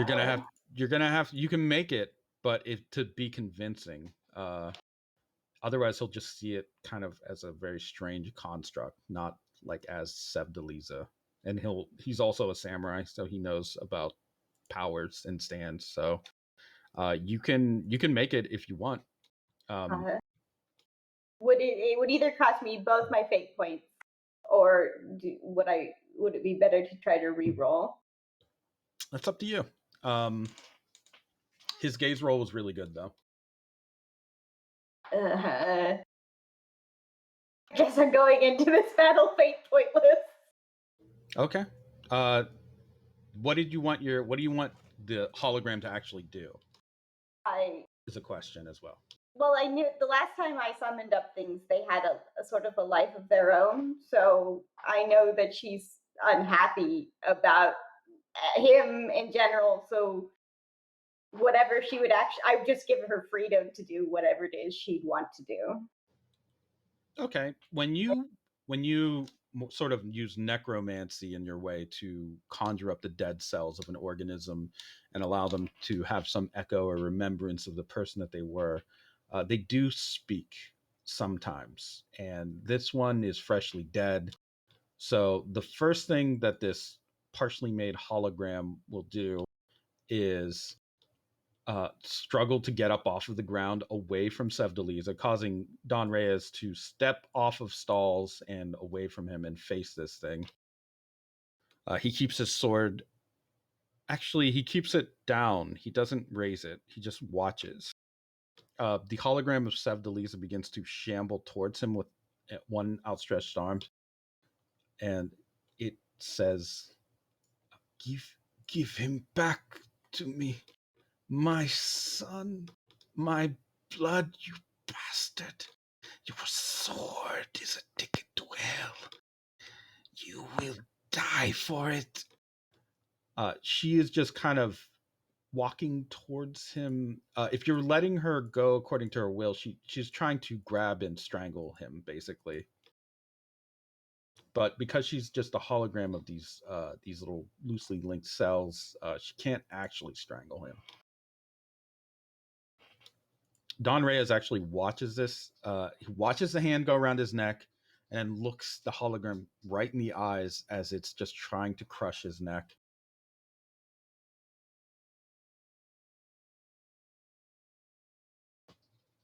And then he just swings his sword through it, kind of dispersing it.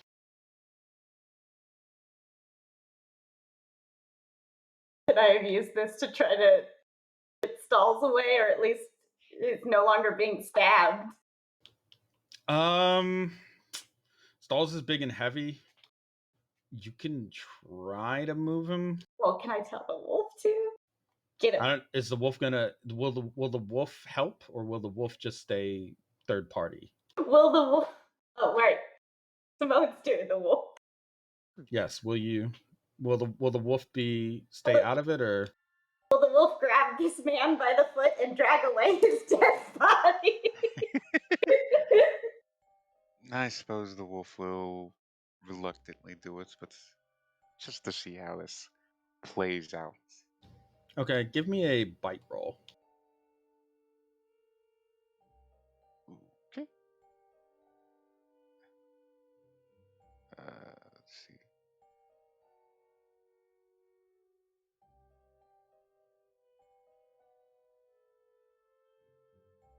Okay, your combined strength. So, like, when you're going to pull Stalls, he's actually pushing himself along. When Don Reyes looks over again, Stalls.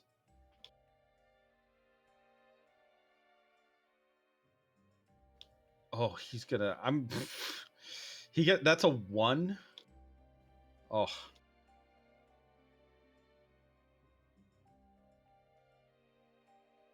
Versus a 4.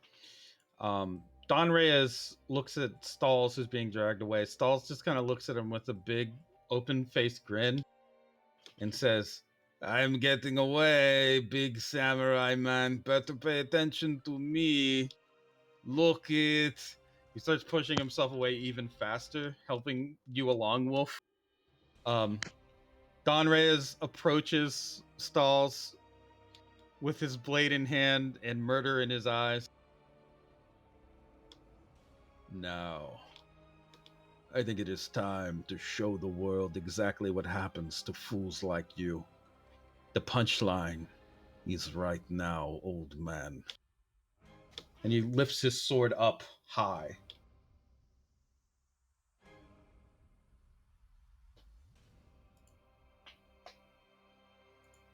And then we're going to take a quick break here. Commercial break. Commercial break. Old man clown, no. You have so many death flags.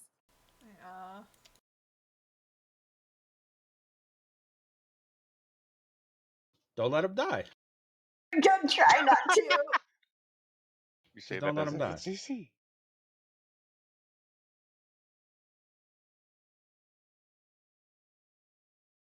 All right, be right back. See, there's peaceful music for stalls. He just gets up and pretends that he was just, in the wrong part of town, brushes himself off and leaves.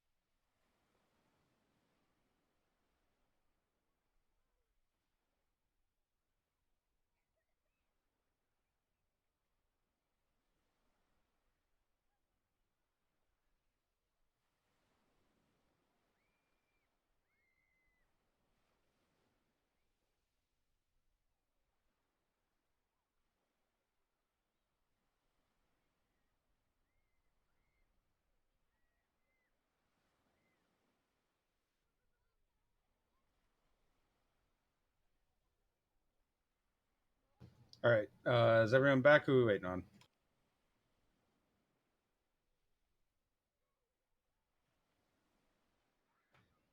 I'm here. I am here. I'm here. All right. Everyone's back. I'm here.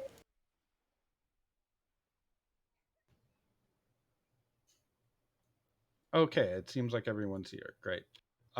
We will quickly go to over to the side here on the at the Golden Love Resort.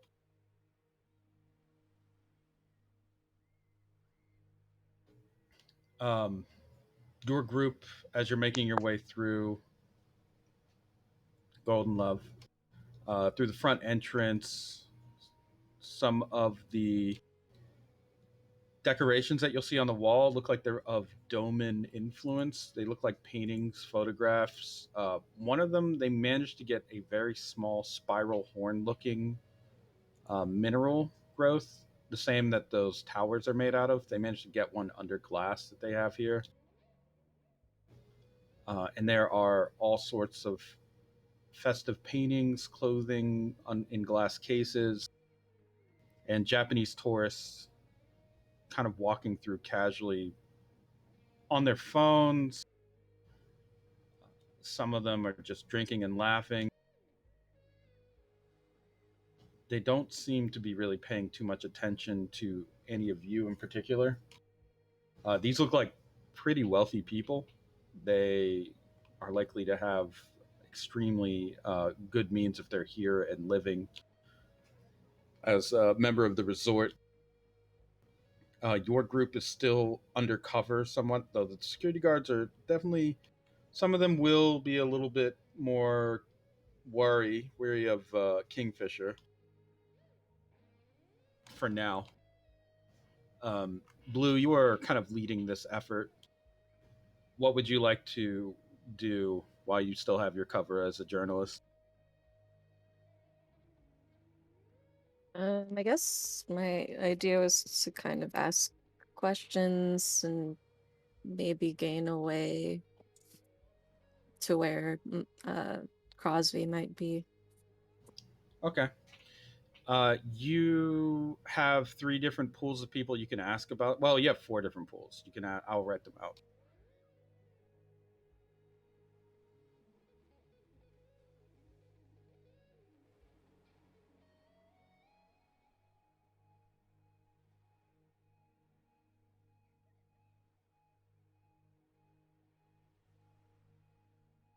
Oh, it's like 3.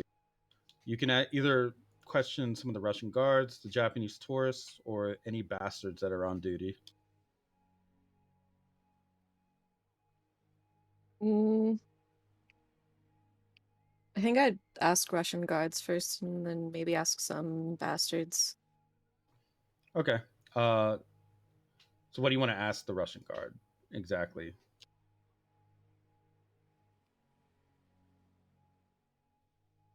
Mm,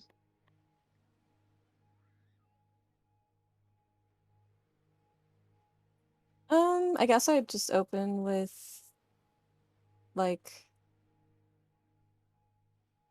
what I mean, I don't want to be obvious, so I'll just ask like what uh their experience has been on Golden Love.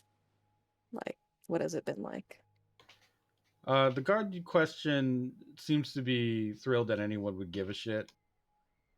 Uh, he starts to go off on how it's hard work, but it's a beautiful island. Everything looks nice here, so we keep up nice appearance. We keep things secure for the Japanese people, that sort of thing. And the locals, they work here sometimes. I see them come in and out. I don't really talk to them that much. It's a good job. It could use. I wish there was. To be honest, they don't sell any. They don't sell any Russian candy here. I kind of wish they did. It's all just for the Japanese people. Died killed for something.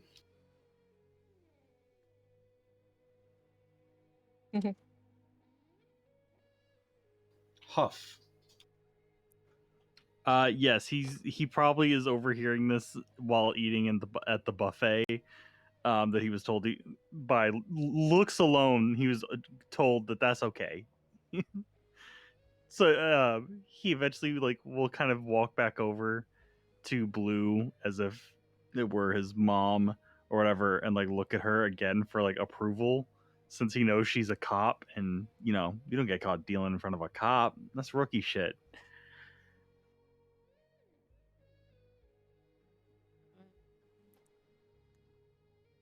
Hmm.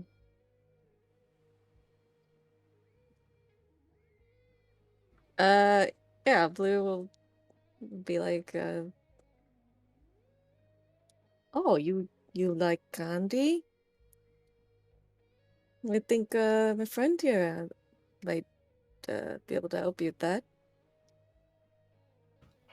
The guard kind of leans down, crouches while smiling. Oh, he's cute. And he gets a good look at Huff's face. Ugh. So you buy it or what?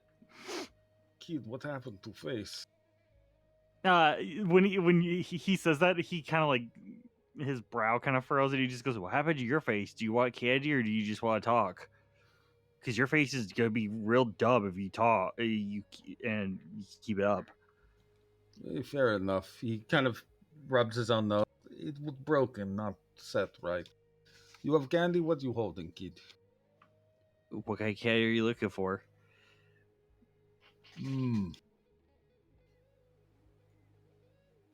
Comrade Crunchies. You have any? Huff will look around and kind of use Blue as a shield, and start sifting through his bag. It's not in my list, but I guess would he have Comrade Crunchies? No. I was gonna say, is that more of a mainland Russia thing or no? Yeah, it's more. It's a more mainland thing. But out of the corner of your eye, on one of the rails, you see there is a seagull holding a Comrade Crunchies pack, staring sideways, as birds are known to do. Seems to be just have caught one somewhere. He'll look at the guard, and yeah, and he'll go, "Yeah, give me a second. It's not my bag." And he'll go walking over to the seagull with all of the skill and technique that he has learned From the on Goal how, Master? yeah, from the goal master, on how to approach a goal. Okay, give me a smuggle roll.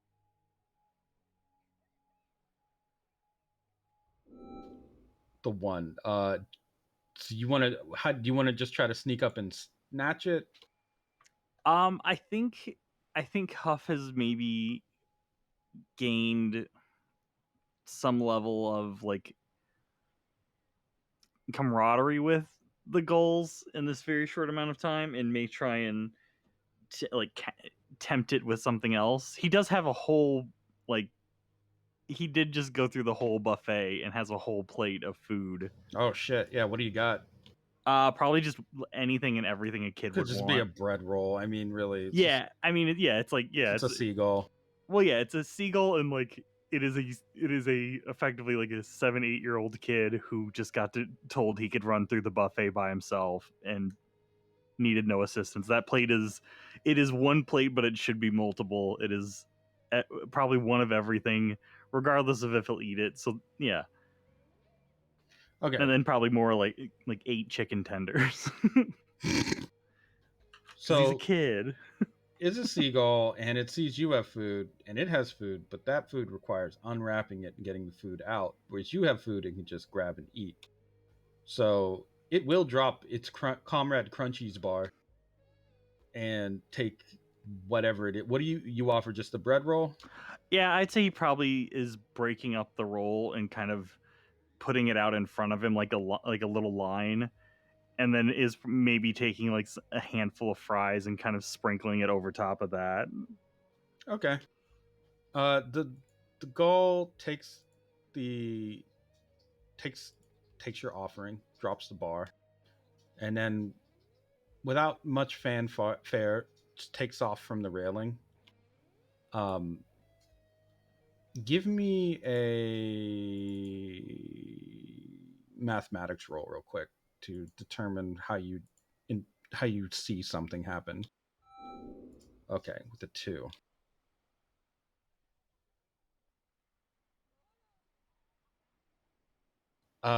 You see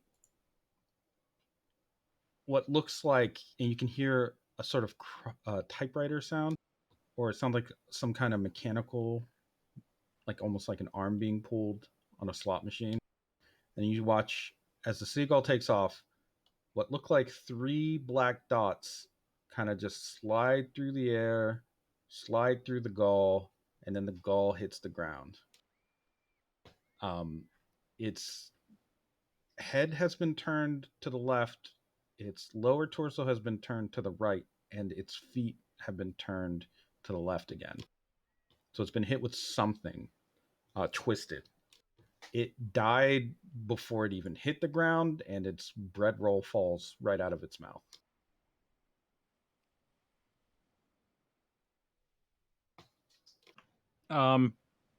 Can I look around to see if I saw someone do that, You or if see, someone was paying attention enough?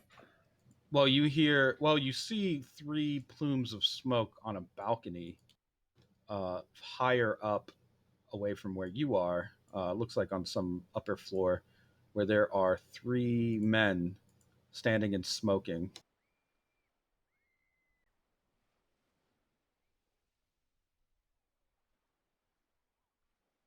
You hear one of them say, "Damn gulls." The next one, the older one, says, "They're a menace." And the oldest one says, "We should cook it and eat it for lunch."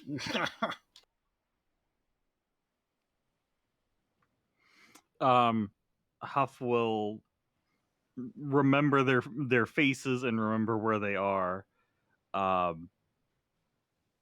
and he will he probably thinks to clean up his mess, but that just involves him kind of kicking all the food like to the side, like not where it's like in the middle of like a pathway, but he doesn't actually clean it up because KLP's not around to tell him to. But he'll take the box and run back to the guard and give it to him. The guard takes the chocolate crunchies, or the comrade crunchies. Oh, to be honest, I didn't expect you to find this. Good eye. I mean, I have lots of connections everywhere. I'm kind of a candy mastermind, so it's no big deal. The guard unwraps the comrade crunchies, which you can see are a red chocolate with rice pieces. Begins to eat it. Ah, tastes like childhood. So, pretty journalist lady, what is it that you wanted to know other than just what we're doing here? How boring being a guard is. Biggest thrill of day, you're seeing high-ranking officer and getting comrade crunchies. Well, do you and your fellow guards want more of this candy? I'd be willing to make an agreement if I could have an interview with some higher ups. Ugh, I knew I was being buttered up for something. Women don't want to talk to me unless they want something. Yeah, I know why. I mean, I'm just a sort of average looking man. My job is not exactly upwardly mobile. Ugh. Fine, who Well, is it don't you get want? me wrong, I would love to interview some more at a later date. No, no, no need to pretend. I am here for single purpose. To stand here and eventually, help you get the interview. I'm not going to pretend otherwise. Who is it you want to talk to? Higher up, you'll say? Any of them. Well, they're a Someone little. adorable. Yeah. The Japanese guys. They are busy with something. Something happened with some local, one of the tribals, the Domons. I don't get involved with any of that, but I might be able to get you. Might be able to get you some time with one of the BGs, maybe. You were writing piece for magazine. What's his name of magazine? It'd probably help. Or is it paper? Website? Something? Oh, St. Petersburg today. I have never heard of St. Petersburg today. What is this? Oh, it's from my home city. It's expose on vacation areas throughout Russia. Ah, da. So it's a puff piece. Yeah, they do that sort of thing. Yeah. I mean, not to disrespect the journalistic career you have. I'm sure it's very serious and important. Yeah, I can probably set up interview with them. I would probably shoot for what the youngest because the older ones are, you know, weird. The youngest guy, he's a little normal, but he's still a little weird. How weird, how so? Ah, well, they're Japanese, so they're all weird to me. But some of them, the Bee Gees, they do things. They work very strange hours. They fire assistants all the time. They insist on wearing the same clothes all time. Travel together all time. I bet they even take baths together or something. I mean, they're very weird guys. But I'm sure that you could probably get the interview. What's his name? Uh, my name is Regina Romanovna. Regina Romanovna. Okay. Well, that'd be good. You can talk to the youngest probably. Barry BG is his name. You can write that down. He is part of the management here at the Golden Love. Adorable employee. Um, are you here? You were just here to see everybody. Are you going to see Tina Shamanino show? That is happening soon. Oh, of course. I was also wondering if I could speak to some of the natives who I hear work here now. Oh, the Dolmens. There is something that's happening with one of their old people or something came and started trouble. The word is he was drunk and he is starting fight, and to avoid some political thing, they're just holding him right now until he sobers up or something. I personally do not get involved too much because it's kind of depressing. I think Mm, that's a shame. it is a shame. I wish that there was something more that could be done for them, but I don't know. I'm just guard. Um, I'll pass on word. I'll call my supervisor and we'll see. Probably Barry BG would be okay to meet. If it's actually seems good timing, I think, because the Tina Shamanino show is soon, and he never misses it. He has a crush on her. Oh, perfect for my story. Where and when is the show? Quite soon. Yeah, the auditorium, the Eastern Auditorium here on the compound. They hold the show kind of. It's supposed to be every day, but sometimes Tina she doesn't feel like it because she is performer. So they try to keep reliable, but yeah, it should be in the Eastern one. A couple hours, I think. No, he looks at watch. Half hour actually. I am wrong. Ah, well, I thank you for speaking with me. I guess the only thing to say is you are welcome, and I should probably get back to work. If you are, you know, bored later and want to talk more about life as guard, I will give you Uzik number. Maybe you write it down. I You could have maybe a drink if you would like. If not, no pressure. I am just guard, but uh, you know, he kind of narrows his eyes a little. He's trying to read your expression. Oh, thank you. She'll write down his number and You see a somewhat bit of relief, and he dabs away a little sweat on his forehead. Okay, I get back to work. Goodbye. And he quickly kind of like walks away. You hear him on his radio calling in that there is a reporter here who would like to interview Barry BG and would be available to do so at the show. Could be quick. You have super good hearing just as a merfolk, so you can hear him saying, "Yeah, it's cute, Jake. It seems pretty quick, just for like some kind of St. Petersburg today thing. He seems okay. There's a kid. He looks a little funny, but he's cute. And just some people with him. One guy, he's not wearing shirt. I remember a report about such thing, but it's okay.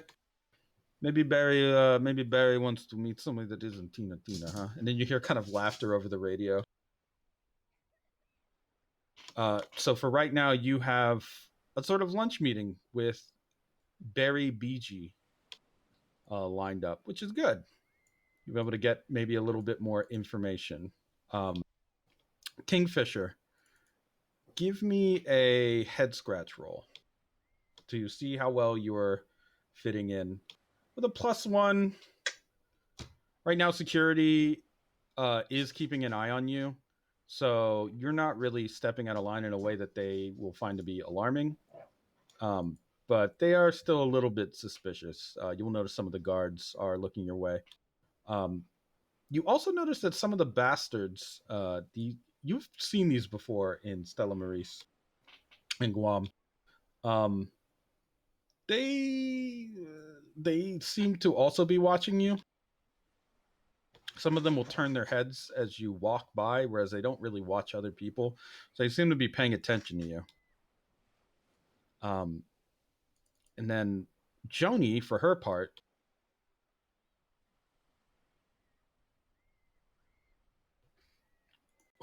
is already running up a tab wherever she is in the resort. She's got more expensive sunglasses on than when she came in, and a couple pieces of island jewelry made from shells and shiny rocks. Probably not that valuable, but they look good on her. She's also got at least one guard wrapped around her finger, but not for like because she's cute, but because they want to know all about Halloween Jack. So on occasion, you will notice one guard he will find a reason to kind of like walk over, be like, "Oh hey, yes, I was going in the same direction. So tell me, what does Halloween Jack? What kind of beer does he drink?" And she looks like she is a little bit tired of talking about her father, but she will continue to put up with this to humor the man. She has pretty good flattery skills and social navigation when she needs it, especially when it comes to um, big timing people. So she looks like she's a natural fit for just kind of like walking around and acting like she's a big shot. In fact, that could be how she even got to become a junior detective for the Guam Police Department in the first place. And as for Nyasha, thankfully, um, she has smoothed over things with some of the guards, especially the Maximilian, the one that was like very angry with her. That +3 is actually a +6. That means that when it comes to dealing with the security, you guys will have another advantage. We'll say a +2. Let me write down your boosts. You have some stacking +2s right now.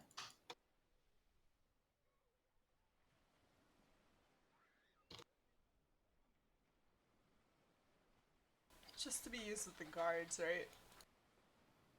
Yeah,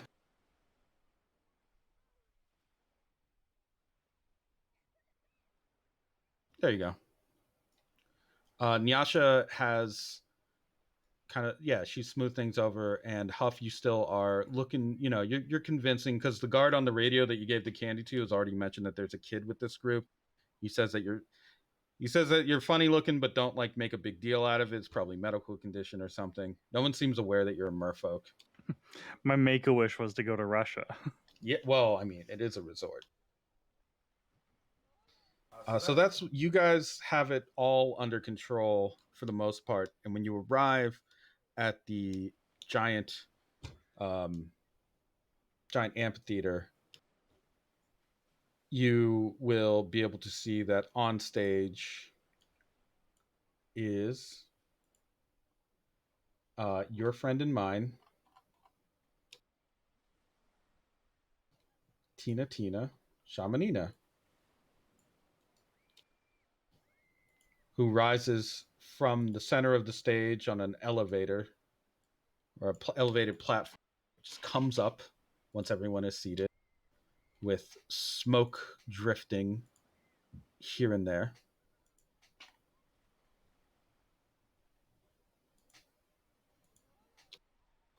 And she begins her whole song and dance. You've seen it before in the previews. Oh, spirits, come again to me and let me know your wishes and dreams. What can the people here in the audience do to appease you? How can they be successful in their family life, professional life, and love life? Spirits, speak to me as I chant the ancient song. Oh, yeah, yeah, yeah. And you hear the whole audience begin to join her in her chant, but they're all off key.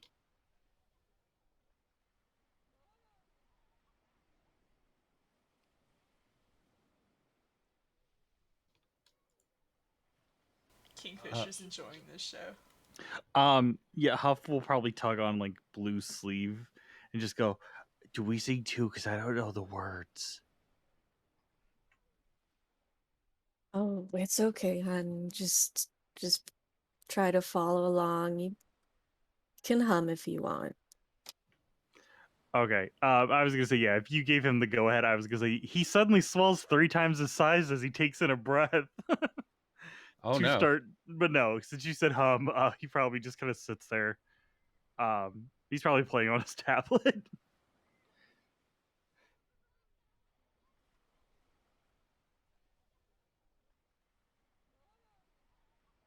Well, do we see Barry in the room? Yeah, you see Barry. You see him sitting down in the audience.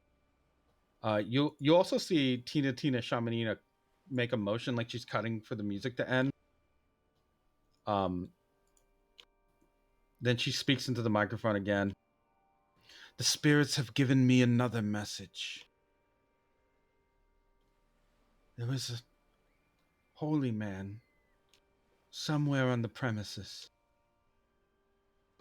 and a terrible fate will befall those who work against him or wish him harm. This holy man is a man of Doma. The audience gasps. Someone somewhere has him. And if they don't let him go, I'm not sure how many more fortunes I can tell.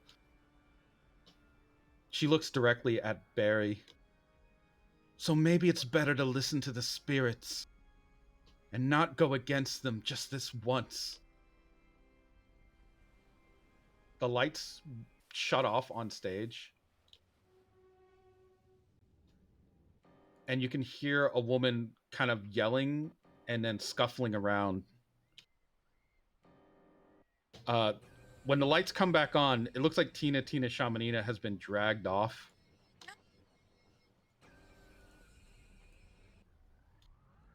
Barry, very unhappy with what he's seen, kind of wipes his mouth and throws his napkin down onto the plate.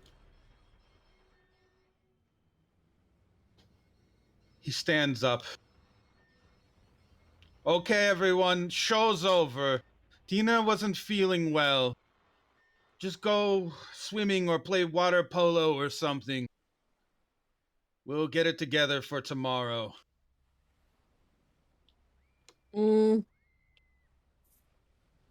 gonna say we follow them. You try to follow Tina Shamanina. Yeah. Okay. You can sort of sneak off to try and follow where they took her. To move, do you want to do it alone or do you want to try to move as a group? I want the group to try to come with me, yeah. Okay. Barry has also departed. But did he go in that same direction? He did. Okay. Once you give me a let's see, what do you got? Give me an investigate roll.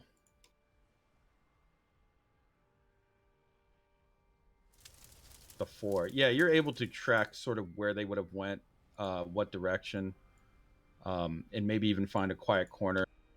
You see that once you get there, Tina Shamanina is surrounded by bastards, kind of flanking her on her sides, and Bari is there as well. The bastards are holding her by the arm. Bari just shakes his head.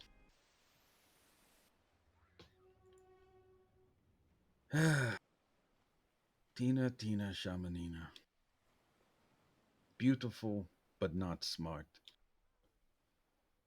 I guess you have feelings for this old man. Why?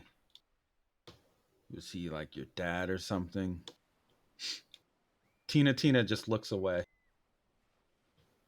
I know the rumors, Tina. Why you're stuck here like a songbird. You can't go anywhere. Your people won't take you back. Not only that, you couldn't get any work on the mainland either unless it's to be a hooker. I think that you're better than that. You are a star, Tina. Don't get tied up with the stupid old man and his outdated religious views. Dorabo is the future. Corporations are going to win in the end. They always do. Why play for the losing team? Make this Hail Mary desperation play to try and get us to let go of Crosby. We're holding him for his own good. He puts all of your people at risk with these dangerous stunts. And most of all, he puts you at risk, Tina. You are a star here. And next year, we're already thinking about putting you on television, your own show, an hour long with commercial breaks.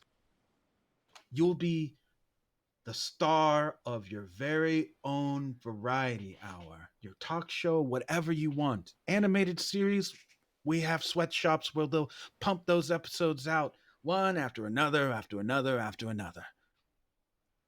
You'll even have your own brand of soda if you want. Tina Champanina. Doesn't that sound great? Why make this whole public statement? Get political with it, babe. You could be sitting on more money than you've ever seen in your life. These tourists, they'll wish that they had half of the capital that you did. Your investments will triple in a year as long as you stick with me, babe. The Bee Gees know how to invest. Tina Shamanina looks like she's on the verge of tears. So that's all it takes? Money? Money to buy out what is barely left of me. It's not enough that they all hate me. Now I have to pretend that they're not going to torture or kill the man I called a father once upon a time. You are so heartless, all of you Dorabo bastards. How long do I have to pretend here and be your little doll on the stage? Can't you give even 1 ounce of dignity to my people? Barry just smiles and shakes his head, and then backhands Tina really hard across the face. I tried to play nice. He adjusts the glove on the end of his hand, pulling it down by the wrist. I didn't have to do that. You made me do that. Get in line, or you'll be in a pit with Crosby, and we'll find some other weird tribal little girl to fill your roles and wear that crown. Got it? Anyone can tell the future, babe. Not that hard. Go take her away. Put some makeup on her face so it doesn't swell up. Have her back out in a couple hours to mingle with some of the people if they've had some drinks and forgotten about what a shit show she just put on. Embarrass my company, Dorbo Corporation, in front of paying customers? I don't fucking think so. And get on a diet. You're looking chunky. The bastards drag the now crying Tina Shamanina away.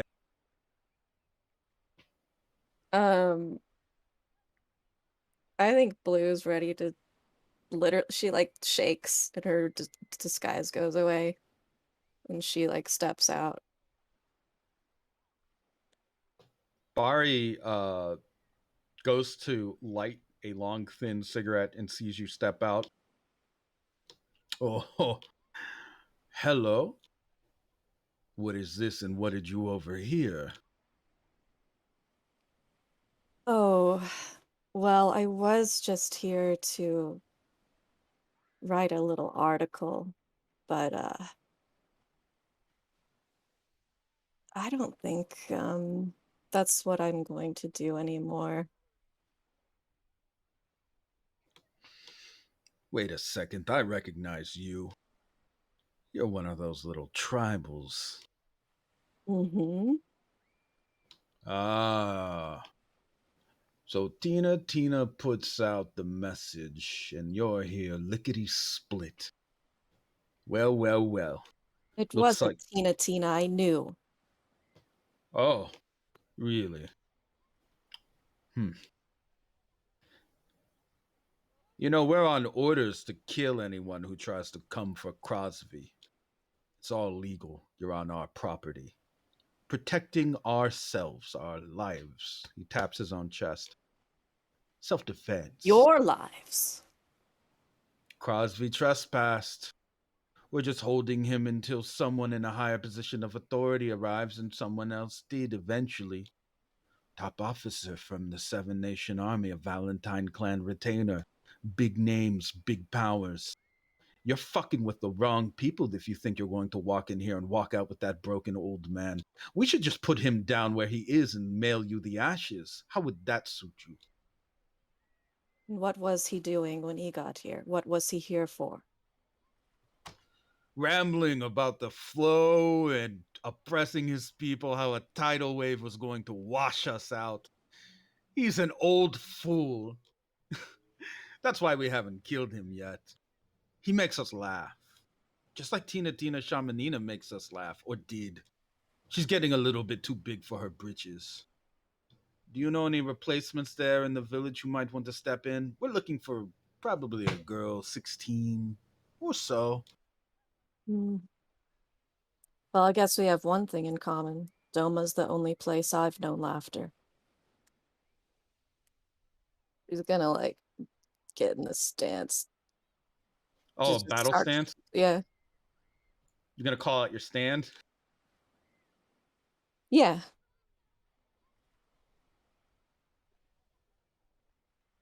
Oh, I have to actually could do it, don't I? There you go. You call out your stand, causing Barry BG to take a step back. Oh! Stand user. Unbelievable. Crosby has many allies, I see. That's fine. Just the three of us will do. You're one person, and we are three. Wait, isn't my group behind me somewhere? I don't know. I assume they haven't popped out yet. Have they?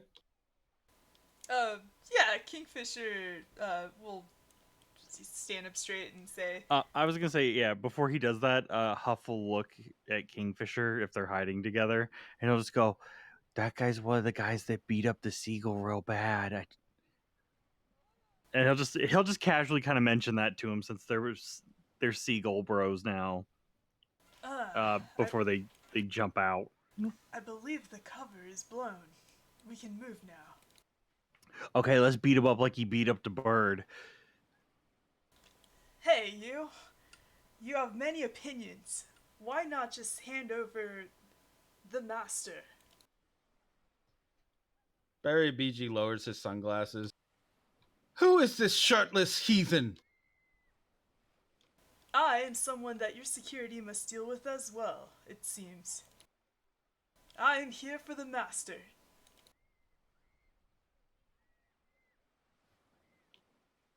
I see.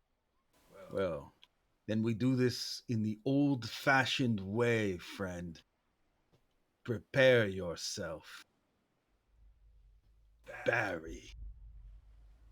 You see another man walk out from behind him.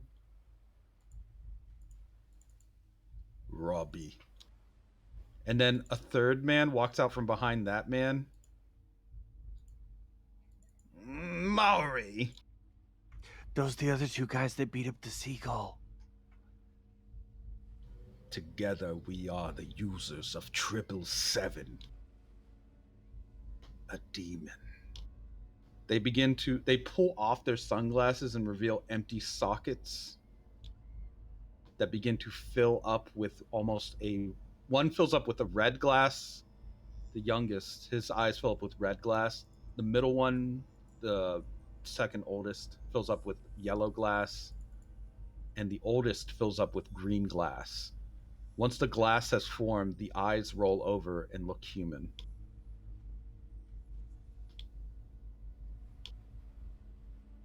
You are going to see something you'll wish you never had. Whatever your powers are, they won't help you here. We are corporate entities. They begin to just walk in unison, complete synchronization towards your group in this hallway. There is a very strong confidence in their stride.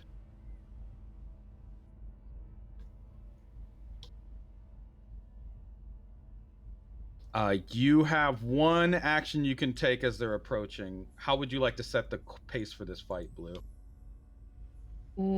What is the room we're in? What is it like?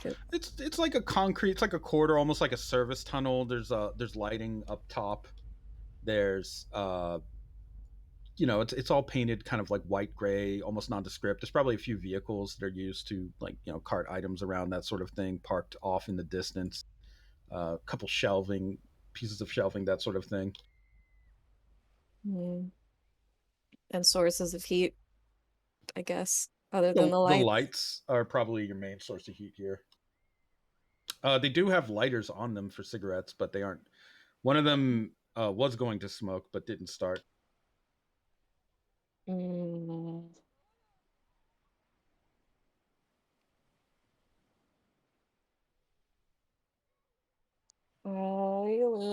Let's see.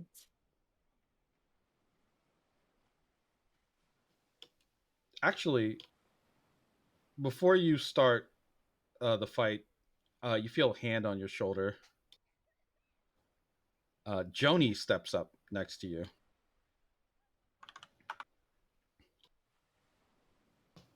The longer we spend on these assholes, the more danger your friend is in. So just let me take care of it.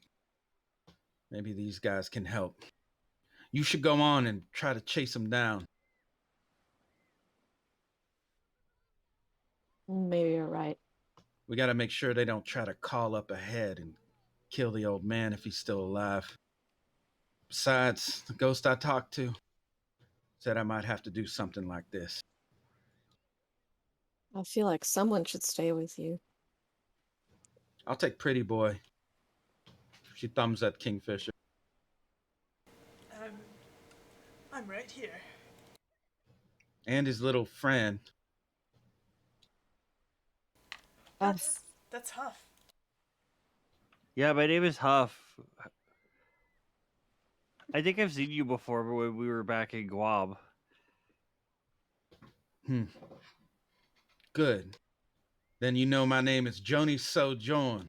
Nope. Oh. Well, it is. Huff. And quite frankly, I'm tired of the way you guys treat people around here, especially women. What the hell is wrong with everyone? Also, you were real mean to a seagull. All it was doing was giving me some candy. The triplets stop. These three. One in front. Bari looks at you, Huff. Oh, you saw what we did to the seagull. Huh. Then I guess you know that this won't be easy. 777 doesn't leave witnesses. Except for this time. So I guess it does. The one to the older man, his dad, says, "You should have thought of that before you started talking, Barry. You can't say cool phrases without thinking about it. You are not an action hero." Maury adjusts his glasses. He's right. You're an idiot. Try this one. He steps in front. I'm going to break your little neck, you wimp. I feel like even if he is looking directly at Huff, he'll probably turn to like Kingfisher and just go, "You better watch out. He's real mean." Wait, who is he addressing? Huff. Oh, he's addressing Huff. Yeah, no, Huff thinks he's talking about Kingfisher though. We don't have time for this. And Kingfisher's just gonna open up with the guy addressing Huff Okay. with an uppercut to the face because it's close. It's practical. Okay, go ahead and give me a rippling muscle roll.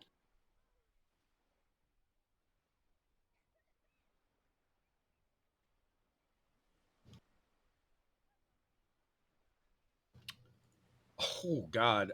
With a Man. 6, I'm gonna invoke. you gotta invoke twice Oh, what's that? because he rolled. Oh no, you gotta invoke once. Never mind. You're good. Go ahead. What do you invoke? Definitely human. Definitely human.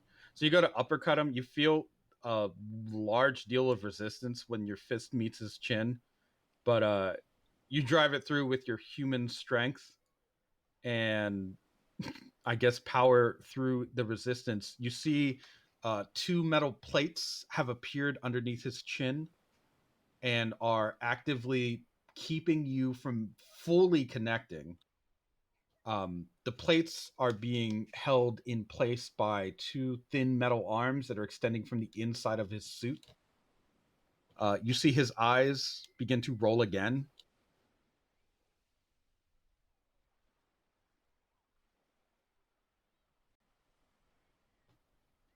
Uh, they land on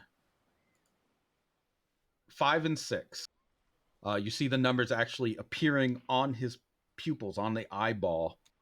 Once they all link up like that, you hear him say, nuts! And then he actually flies up into the air, into the ceiling from the force of the uppercut. It goes right through the metal plates in front of his chin, causing him to plant firmly into the concrete. Like you just uppercutted him like Popeye. The other two quickly grab him by the legs and pull him down out of the ceiling and begin to dust him off. He looks actually okay. We're not going to let you go anywhere, you shirtless heathen. And as for you, they point at you, Blue, all of them in sync. You're not going anywhere either. By the way, short hair is only befitting of women who are athletes or perhaps in high school. On an older woman, it just looks desperate.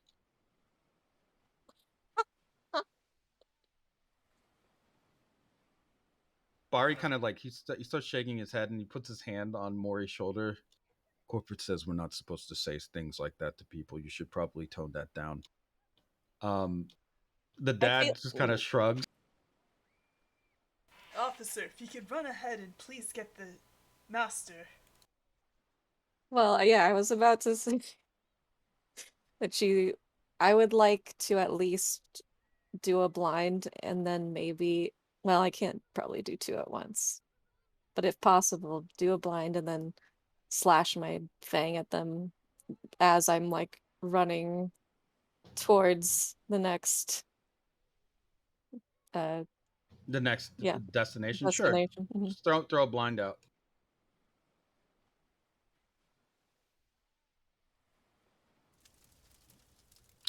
With the one, I mean, you can definitely distract them enough with your blinding ability to cause them. And with the if they feel something like a blade coming out, they will like jump away, all of them to the side, enough for you to make way and get through them.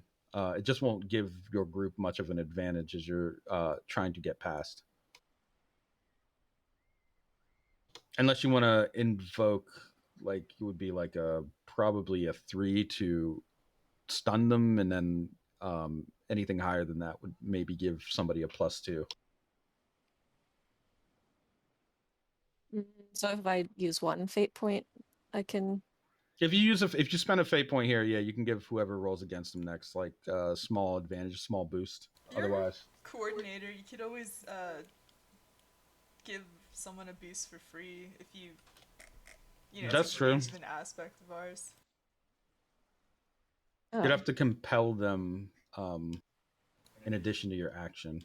You do automatically succeed on rolls to create a boost. So, um, what do you? I guess do you want what is your action meant to just distract them so you can get away, or you want to? I wanted to distract them both for me and the people who need to fight them. Yeah. Okay. I'll say that you. We'll just say that you succeed on creating a +2 because of your coordinator thing, and you can just move past them as they are reeling from being blinded. So you're able to move past them. Uh, there is an elevator, a service elevator near where they were, or at least at the back of the corridor. Figuring out what floor Crosby's on is not going to be easy. You'll have to blindly guess. There are 10 floors.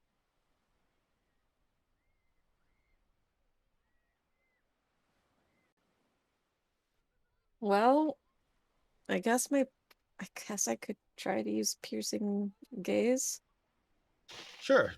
Go ahead and give me a piercing gaze roll. The 5. You're able to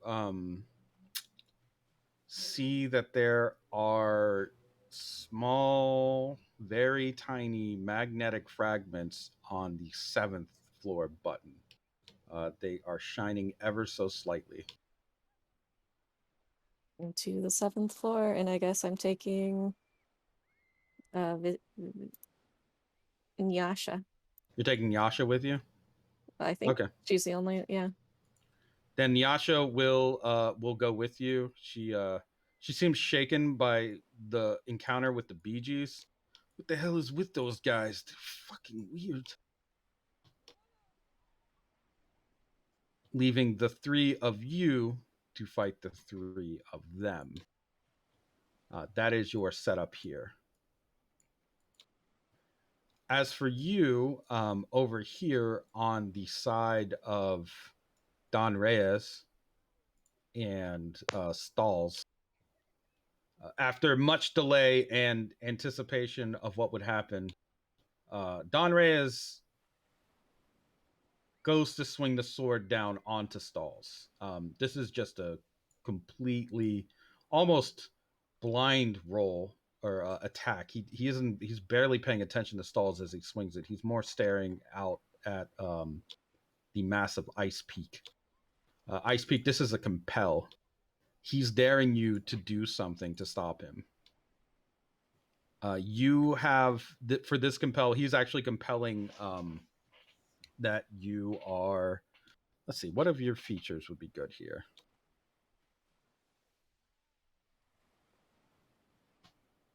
Your drive is the extraction of corruption.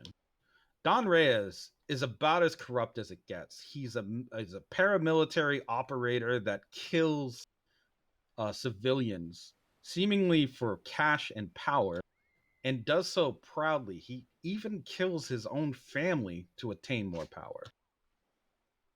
So you have the option of you can throw yourself in the way of this or try to block it somehow, but he's going for a not a graceful executing blow on Stalls. Stalls is a I mean, he's a cyborg, but he's not meant for battle. So, what will you do, Icepeake? I'll definitely I will take that compel. Icepeake will try to wrap herself around his arm to stop, like throw an arm of eels out to try to stop his arm from coming down on Stalls. Even if it means getting in the way. Okay. Give me a slither roll against this. A 3. Okay, you take a 3. So you match him. You're able to restrain him slightly, but there is a feeling that he could overpower you if he wanted to. He actually seemed to want to make contact. He was waiting for you to do this. You have 1 fate point back from the compel, but you also now have to deal with this thing that he is about to do, which is, let's see. This comes at an 8. He uses his stunt no quarter. You have fewer than 3 body or soul boxes unchecked, and once per scene, he is using a complete reversal of like your physicality against you, along with magnetism. So you have 1 fate point left, and you have to beat an 8. Go ahead and give me. For this, you're gonna probably need a slither roll. I'll give you that one.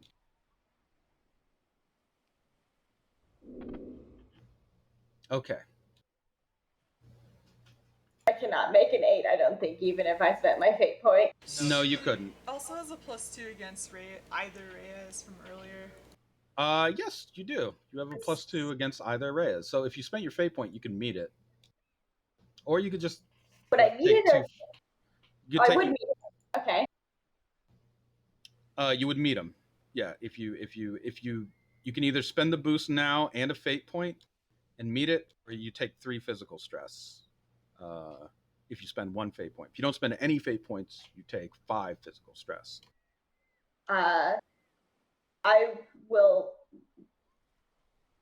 meet it, and by using my stand to try to. What is he doing exactly? I guess. He is pulsing energy through his arm and blade into your body, pretty much. He's using like a strong charge of magnetic energy to try and seize some of your nerves, especially in your eels. He's affecting them with like a big wave of electromagnetic interference.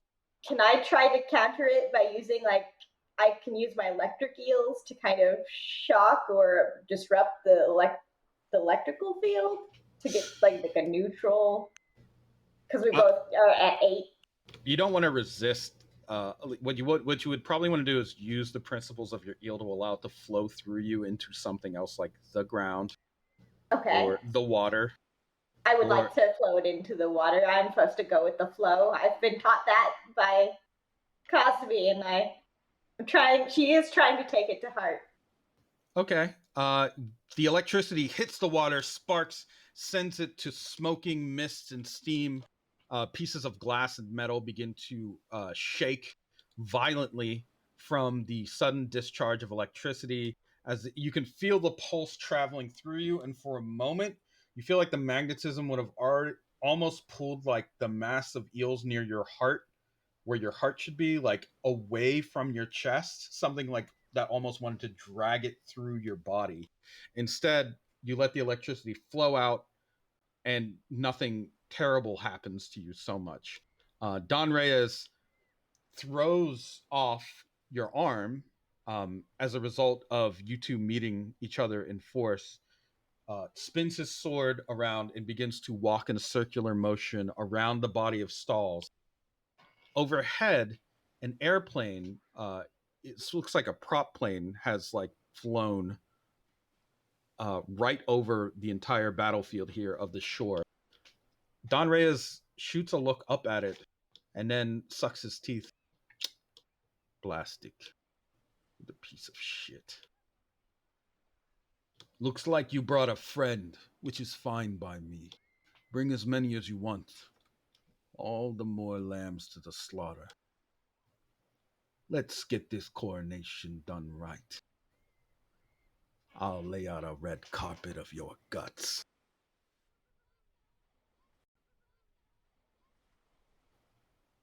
He seems prepared now in his actual fighting stance, not just his half-assed kind of approach.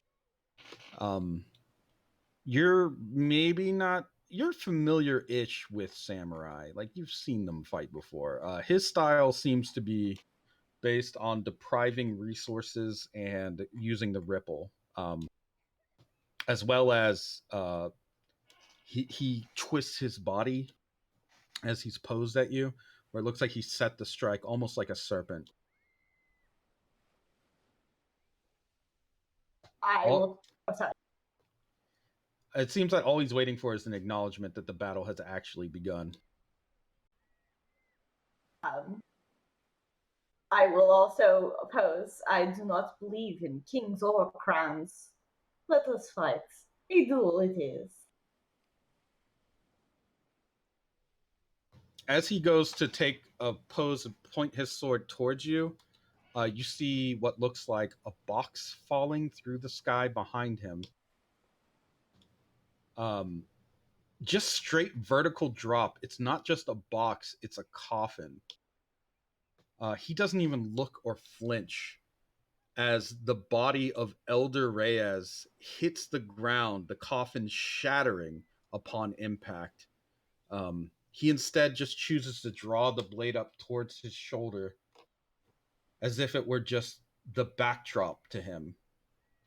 Up above, Nicholas Pine, in his prop plane, has done what he had promised to do and delivered the body of Elder Reyes to the waiting Don Reyes. Don Reyes, for his part, seems quite confident that he doesn't even need to look at this thing. But then he hears a tick and looks backwards over his shoulder to see that the body of Elder Reyes has been loaded up with explosives.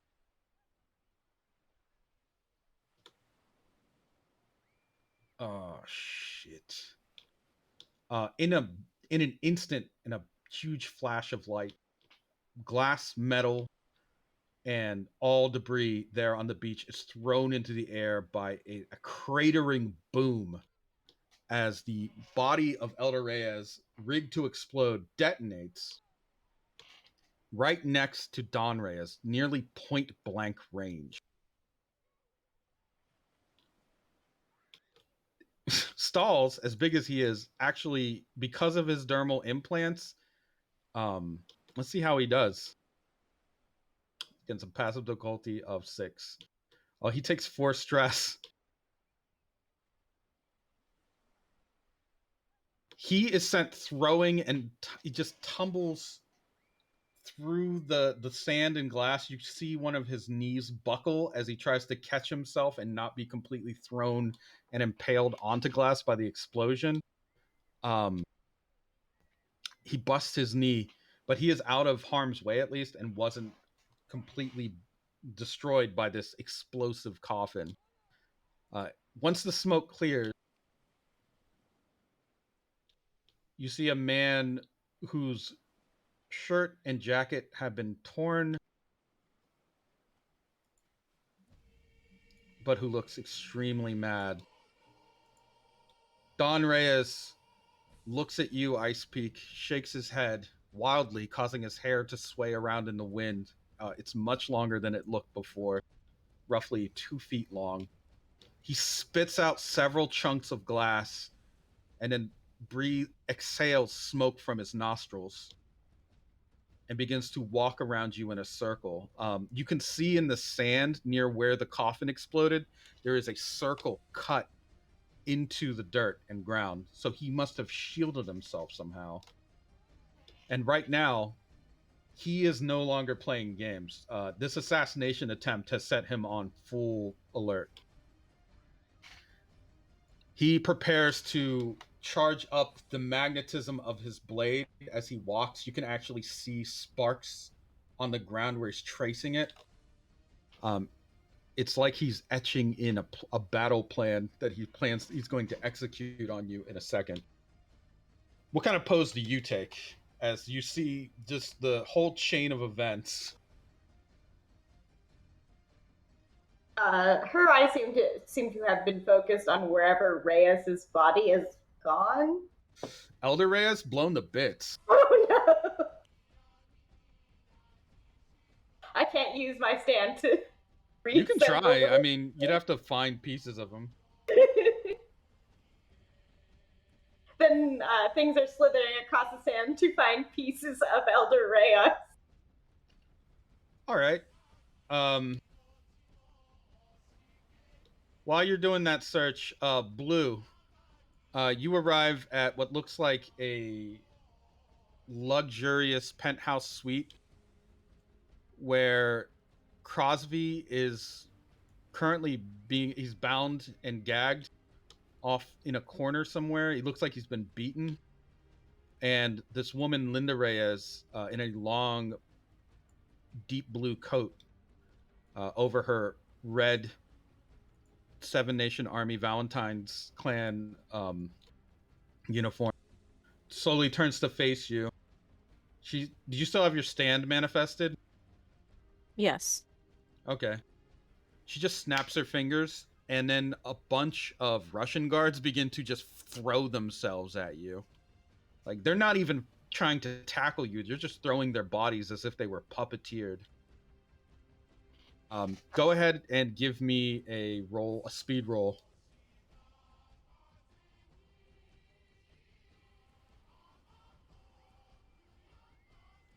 A 0. You'll do fine. These guards are just like slinging themselves at you like their bodies as soon as you step into the room.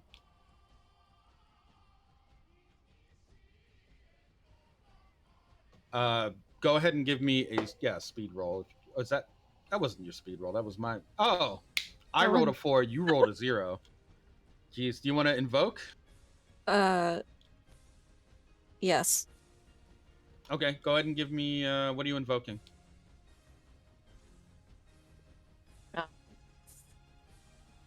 Maintain control of the situation, I guess. My need. Okay, so you take 2 physical stress.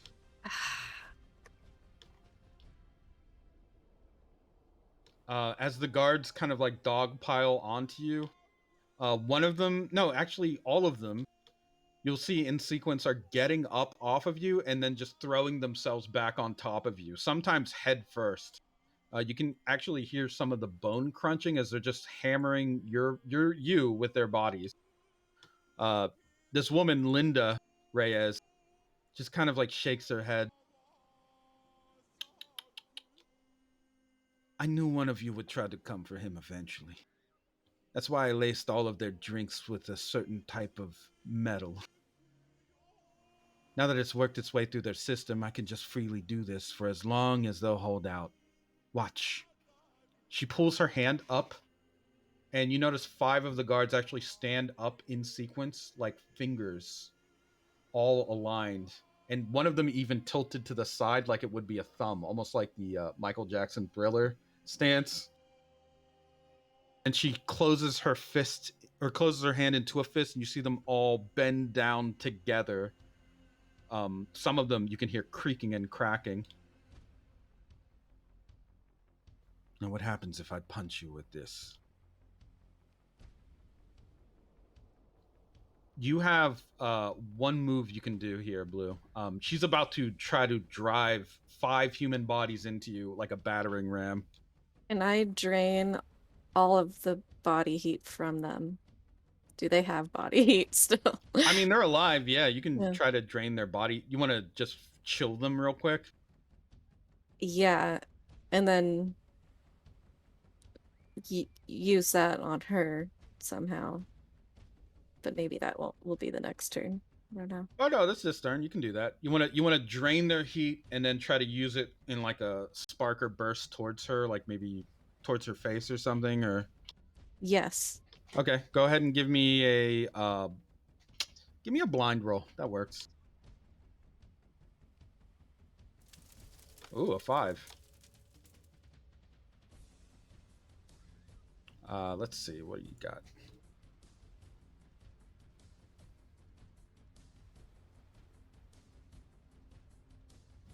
She's going to invoke that as you are trying to blind her, another guard kind of tries to rush you from the side, or rather is flung into you.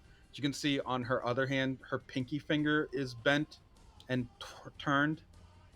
She's invoking that you're alone because you're a coordinator, and being alone is your weakness.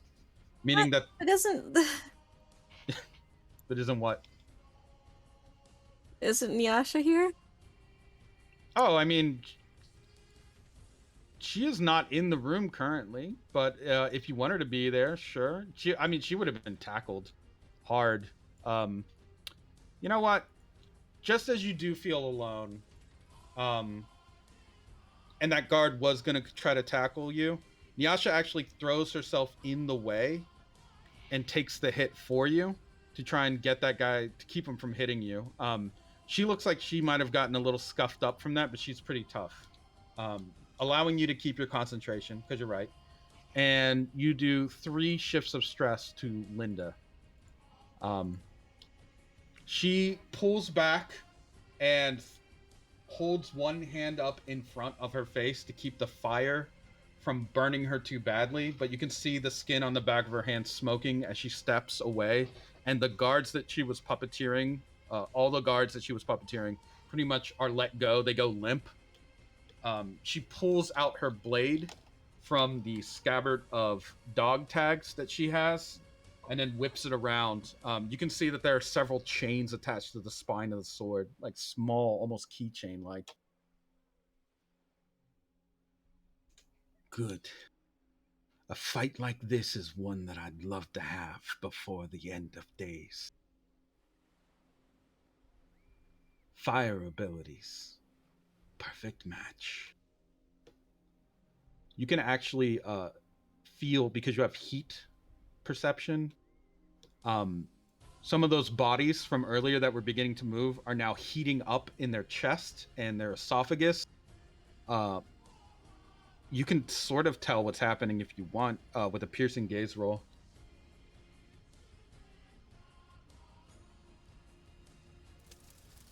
Okay, this is going to give you a slight advantage against any attack, or the first attack she does with this. The metal fragments that she mentioned being laced in their food are beginning to vibrate and vibrate the cells around them to produce great amounts of heat, enough to possibly incinerate or even explode, depending on how high they go. The people are still alive, though, so you can actually hear them screaming as parts of them are beginning to burn. This is all an effect of magnetism, which she is definitely a master of. You can tell the chains on the spine of her blade are swaying in a very controlled manner, and the dog tags on her scabbard are also kind of swaying in a similar manner, as if a wind was blowing by them. She is going to prepare to launch an attack. You can see those men all getting up and fire beginning to light up the inside of their mouths as they try to scream in pain. For you, Kingfisher and Huff, Joni is currently using cheap thrills to parry incoming blows from the Bee Gees. Each time they come in for a hit, you can see it's like a mechanical extension is coming out of their sleeves to try and wallop Joni, but she is doing her best to fend them off. Let's see how well they're doing.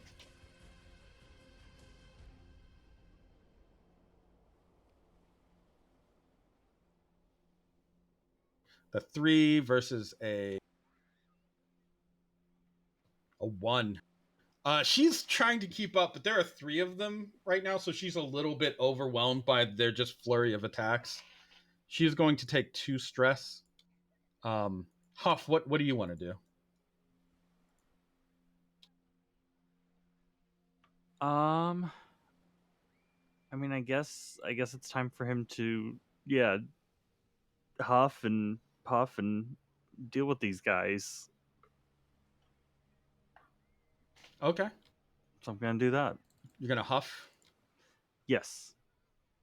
Okay, go ahead and roll to create an advantage with huff.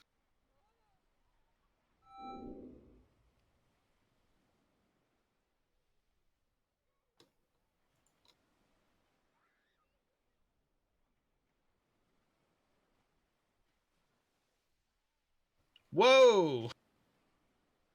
Can we switch that to an attack? I mean, he's gonna give himself a plus 3 to your puff roll. So you see, as you're huffing, the oldest one, Moribiji, tries to dive on you to keep you from being able to draw in air. But he, what do you do to negate that? He looked like he was about to dive in and Superman punch you just about. It, Huff is not the biggest of the bottlenose boys, so he has been attacked before from above. But yeah, he is also covered in toxic spikes. So as he puffs, he kind of forces them up and out in every direction. Basically creating a spike pit for Mori to land right into. Yo, can Kingfisher follow up by like grabbing the lights above and then just elbow dropping him onto like? It depends on the next action. All right. Yeah, I get to puff now. Yeah, give me a puff. So a 5.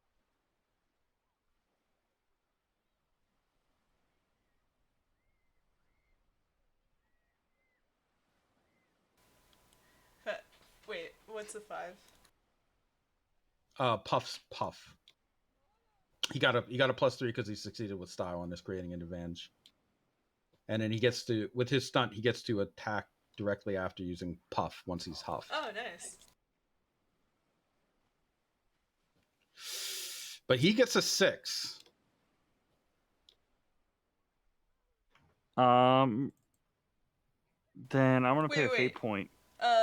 Blue gave us an advantage before she left. Can we just use that? Sure. Yeah, you can. He's going. Yeah, you can use your advantage. That would give you a 7 versus a 6. You do put the spikes. I guess you're trying to spike him more or less with your quills. Yeah, if he's trying to run up and Superman punch this kid in the head, Huff will blow himself up big enough to hopefully, you watch have him land in the spikes. He gets hit with the spikes. His eyes roll around for a moment inside of the skull, and the next thing you know, you are actually impaling Bari, who is just kind of falling into your spikes. They've just swapped places. Bari just like kind of lands on you, and then you can see him go, ah! He takes 1 physical stress, but he looks not happy to be there at all.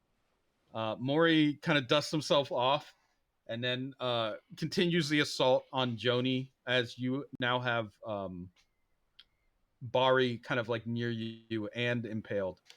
Kingfisher, what do you want to do? Well, Huff looks fine, so he's gonna help Joni out. Mari's attacking her, you said?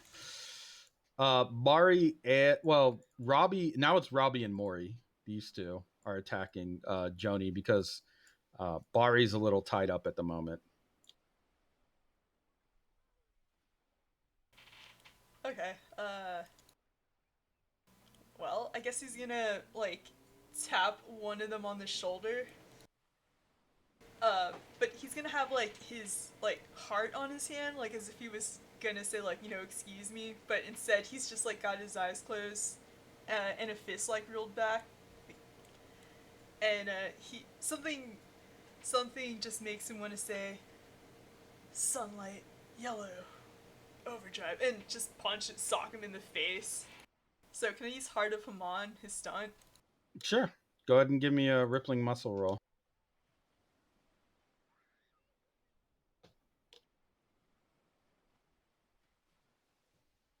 Do you want to invoke? Or you don't have to. I mean, it's a 5 versus a 4. I might as well invoke. Okay. What do you want to invoke? Rippling Heart. Okay. So that puts you at a 7 versus a 4.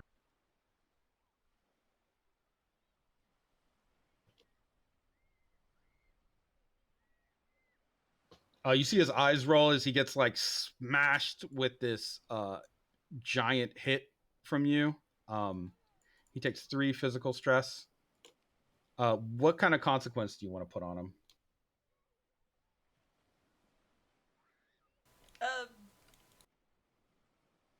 Well, Kingfisher's not trying to like murder him. Like, he could be dazed, I guess. Sure.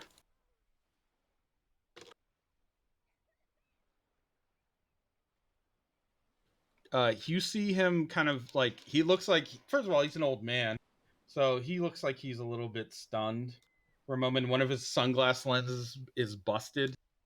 He kind of swoons around for a second before catching himself and then shaking his head. When he shakes his head, he looks fine. However, Robbie BG, the second oldest, is punched by a piece of metal that flies out of his collar in the face. And then he has the exact same consequence you just put on Mari. It looks like he shifted it around. Mori just adjusts his suit. Sharp as ever. Take this. And then he just pulls one arm back and tries to machine punch you as he did to Joni. That is a 5.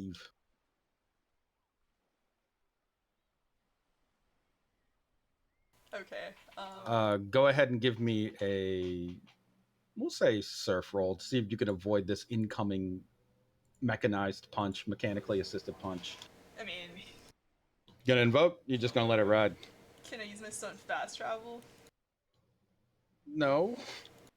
Darn. I mean, you're not trying to speed. You're not trying to like speed away from him.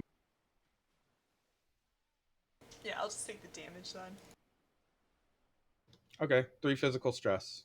I mean, you're fine. You're beefy. It is a solid blow, not like that guard who hit you earlier. As he lands the hit, he pulls his arm back, and you see the mechanics just slide back into his sleeve, and you hear the mechanical parts and all of their underneath their suits all adjust accordingly and whir. The older man, Robbie, who got hit, takes his glasses off, throws them away, and puts on an identical pair of sunglasses, apparently a backup. They look like they are all synchronized and ready to throw down. All of you right now are facing down opponents of your own at the Golden Love Resort and at the Glass Beach there on the eastern shores of the Domon Island. What will occur? Who will die? Well, the title of the session is Death for Everyone, so everyone will die. Okay. In the distance, large waves are beginning to gather. And Icepeake, on the beach, as you are staring down and facing the Don Reyes, the surviving member of his family at this point, it's just him and his wife. You can see that there are streaks of light coming down in the background. Stars are falling. And there is something really rather foreboding about it, because as they fall, you can actually see chunks of metal, small fragments beginning to come to life and float into the air. A magnetic field is beginning to form as the All Stars power is beginning to consolidate. And that is where we're going to end the session. No. Because, yeah, I know. But 3 different fights There's a lot of farts. There's Fights all at yeah, once. there's gonna be some coordination and consideration. I actually wasn't totally prepared for, but that's okay. I will run it. I don't have a problem with that. Sorry, we picked all the fights today. Before we leave Ice Peak scene, Mm-hmm. question. Mm-hmm. Sebeliza wasn't she a high tier Ripple user? She was. For a fate point, could I declare that she had a final wish? You know, like they leave some sort of like some rage thing at the end. Sure. So could there be some sort of like charged ripple in the water around where she died that can potentially affect something in the next scene? That's something you'd want to spend at the beginning of the session next time. Okay. It'd be like if you did it now, it's just like giving yourself. You could just, let's all dump our fate points and just. It would be ridiculous. Oh, we're gonna get our fate points back, is what you're saying. Yeah, you'll get. Yeah. Okay, so just make a note. I was literally hanging on to the one so that I could like declare it, but I was like, I'm gonna wait for like an idea to hit me here. But I get what you're saying. You just want Sandalisa to do. Otherwise, I just would have unloaded with Kingfisher's attack. You should always unload every time. Take a compel if you need to. I will make a note of it down there, though. There we go. Okay. So, yes, that is the. We are going to be continued there. There you go.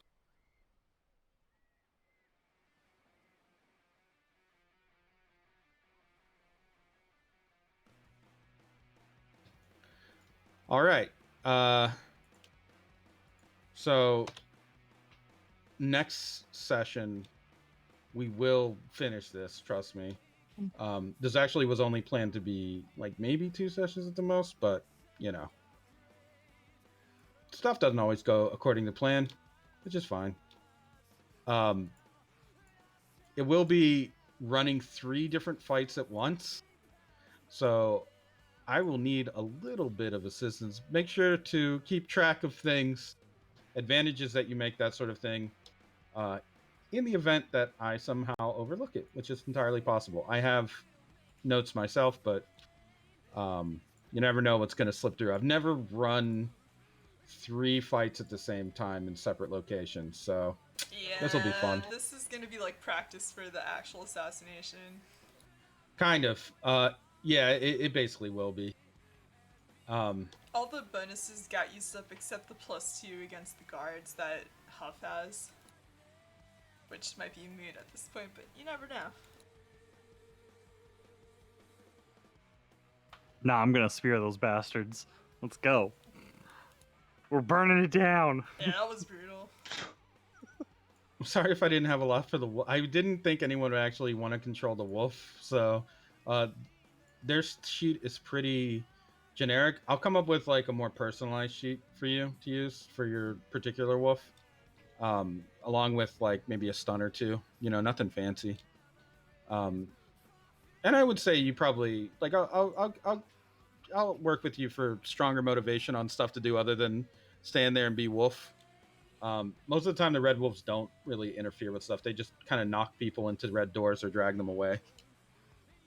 Right. But your wolf is a little different. You've been stuck here in the world, so maybe you have different interests now. I'm sure that not Don, Reyes is basically a high catch for the wolf. Oh yeah, 100%. Jason would be more than pleased if you brought this dude in, or either one of them, really. But that's the only, like, maybe not neutral angle going on there. I will also say that I think I've been considering this before. If you want an idea of what to do in a scene that may be helpful or a way to apply stand power, I will make it compel based, so you'll have to take some kind of complication. But I've decided your stand will actually tell you an idea. So that can happen outside of combat. It could be useful, but Like I want to tie it to a mechanic with your aspects, where you know, in a moment, in a heated moment, Like maybe Spice Girls. yeah, like Spice Girls did, basically, so that you get some idea of what you can do against super boss battle music, Don Reyes, for example. I would like that. Yeah. Yeah. It won't be like a heavy cost. It'll just be more of like a usually complication or something. Oh, I mean, I enjoy complications, so. Yeah.